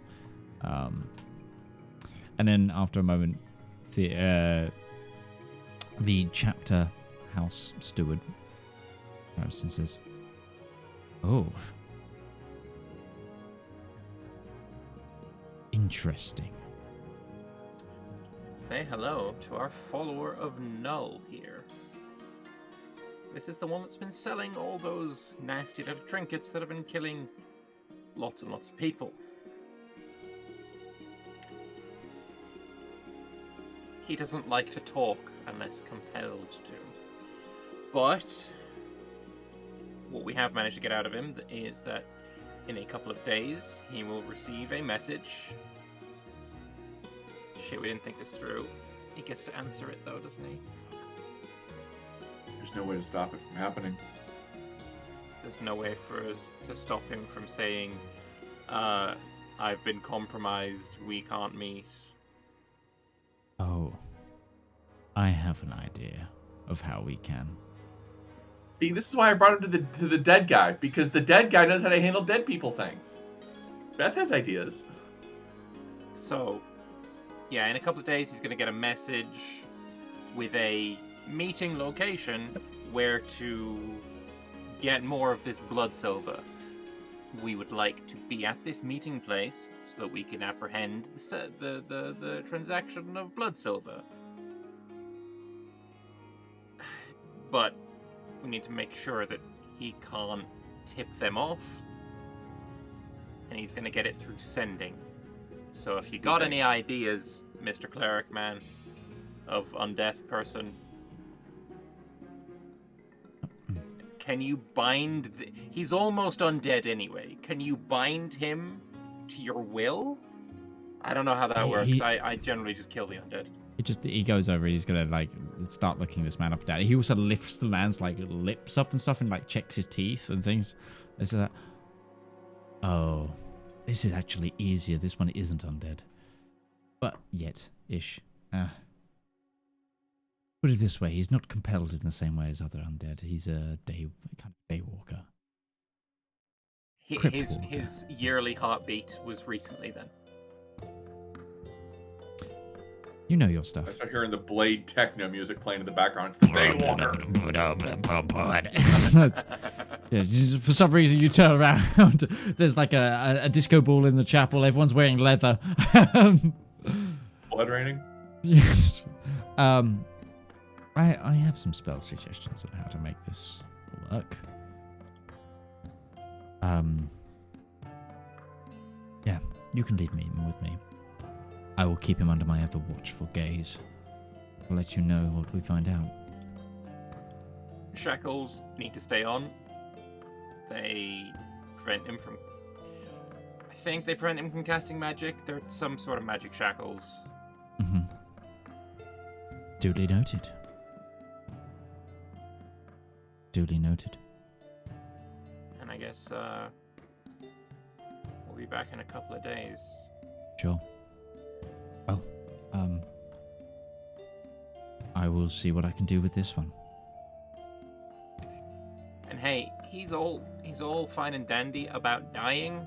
That's not really threatening to somebody who's very happy with like the dead god and all that. Not so much a fan of being eternally kept in servitude away from him though. So great. Yeah. Maybe he should go sit with Bedka for a little while. Perfect. He kind of gives you a nod and... I'm going to kick him over the threshold. Okay. Do so. This man, like, I have the perfect place to put you. See you in a couple of days. Did we ever get the bastard's name? This guy, the not dead undead guy. Lurch. Yeah. It was Hector. Hector, yeah. Heck. See you in a couple of days, Hector. Have fun. He won't. Don't worry.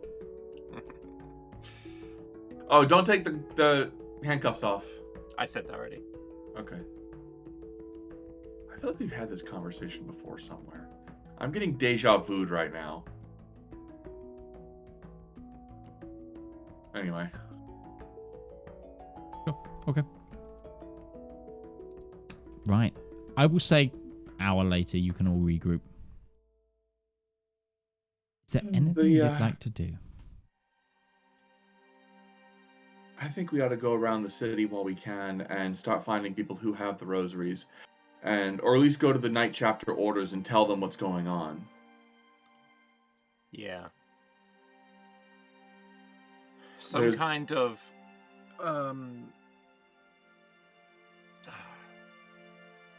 need to inspect your rosaries to make sure well no, listen, Valymr, there's about 24 night orders in this city.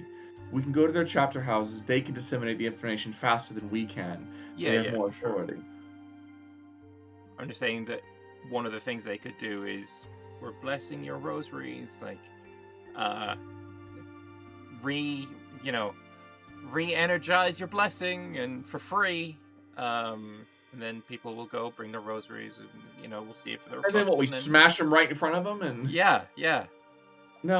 this rosary's all been used up. Here, have a new one. Ain't no faith left in this one. All right, let's go to the chapter.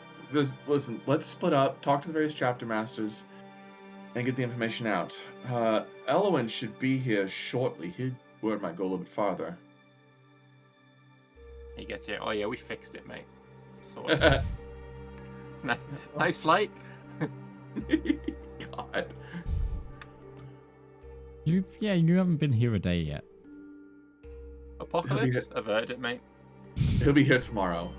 Let's go to the various In-betweener chapter houses. Let's go to various chapter houses, talk to the masters, and let them know how we fairly certain at least the one method, one vector, we know how the plague is spreading. I will get you each to make a persuasion check just to disseminate the information. We'll see how long it takes. It's going to be basically your individual persuasion checks is going to like essentially cut down how long it takes to get the 29, information. almost a 30. Wow, almost a 30. Valymr, to you. And what roll is that for persuasion? I'm pretty good at that. 22. That's over 50 with just the two of you, but yeah, sure, why not? Let's add. Oh, I I'm rolled gonna two. throw a favor of the gods in there just cause. I mean, you already used Favor of the Gods. I have. Never mind. Yeah, I'll say. You haven't rested, so. Sure. I'm Okay. really favored.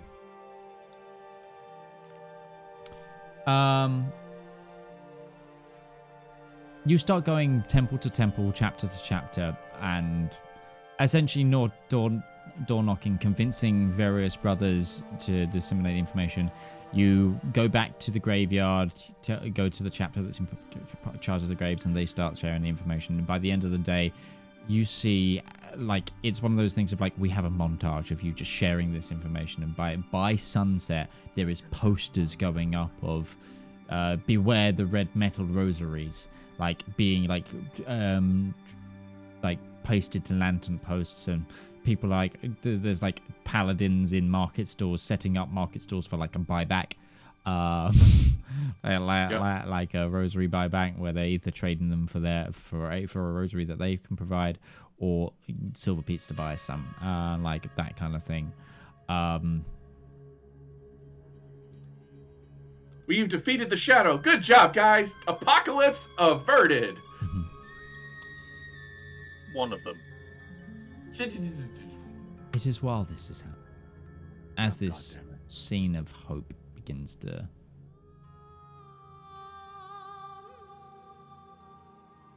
fill the air, that I'm going to say the three of you are about to bed down for the night. You have found yourself an inn. You know, Elwyn is coming the next day. When you hear screaming from outside. Booking out there. In this, it's not the main market, it's a smaller market in which your tavern is situated. You run outside and you see that there's a large fountain in the center. As men and women scream and run away from it, as you see it, you do see like a paladin is over towards it, puts his hand like in the water, and you can see it, all of you, plain as day. The fountain is now running with blood. And that is where we'll leave it for this week. So, ain't over yet. Used to be the blood fountain. The blood fountain. Why is it blood? It used to be water. It's not blood, it's wine. We got Jesus up in here. And I will also say, it's not just there's a fountain of blood. You also see that the sky, a deep red color. So, with that, we're going to leave it here this week, and we'll join us next week for more of this. But all I've got to do now is to say thank you to those who have joined me. Thank you to Lord Lambert, to DM Lake, to Bethany Rose. We're also normally joined by Commissar Roach, Kinda Otter, and Ghibli Jam. My name is Mageman, and this has been the Elendor Chronicles Season 4. We'll be back next time with more. We'll see you around. Bye-bye now. Toodaloo.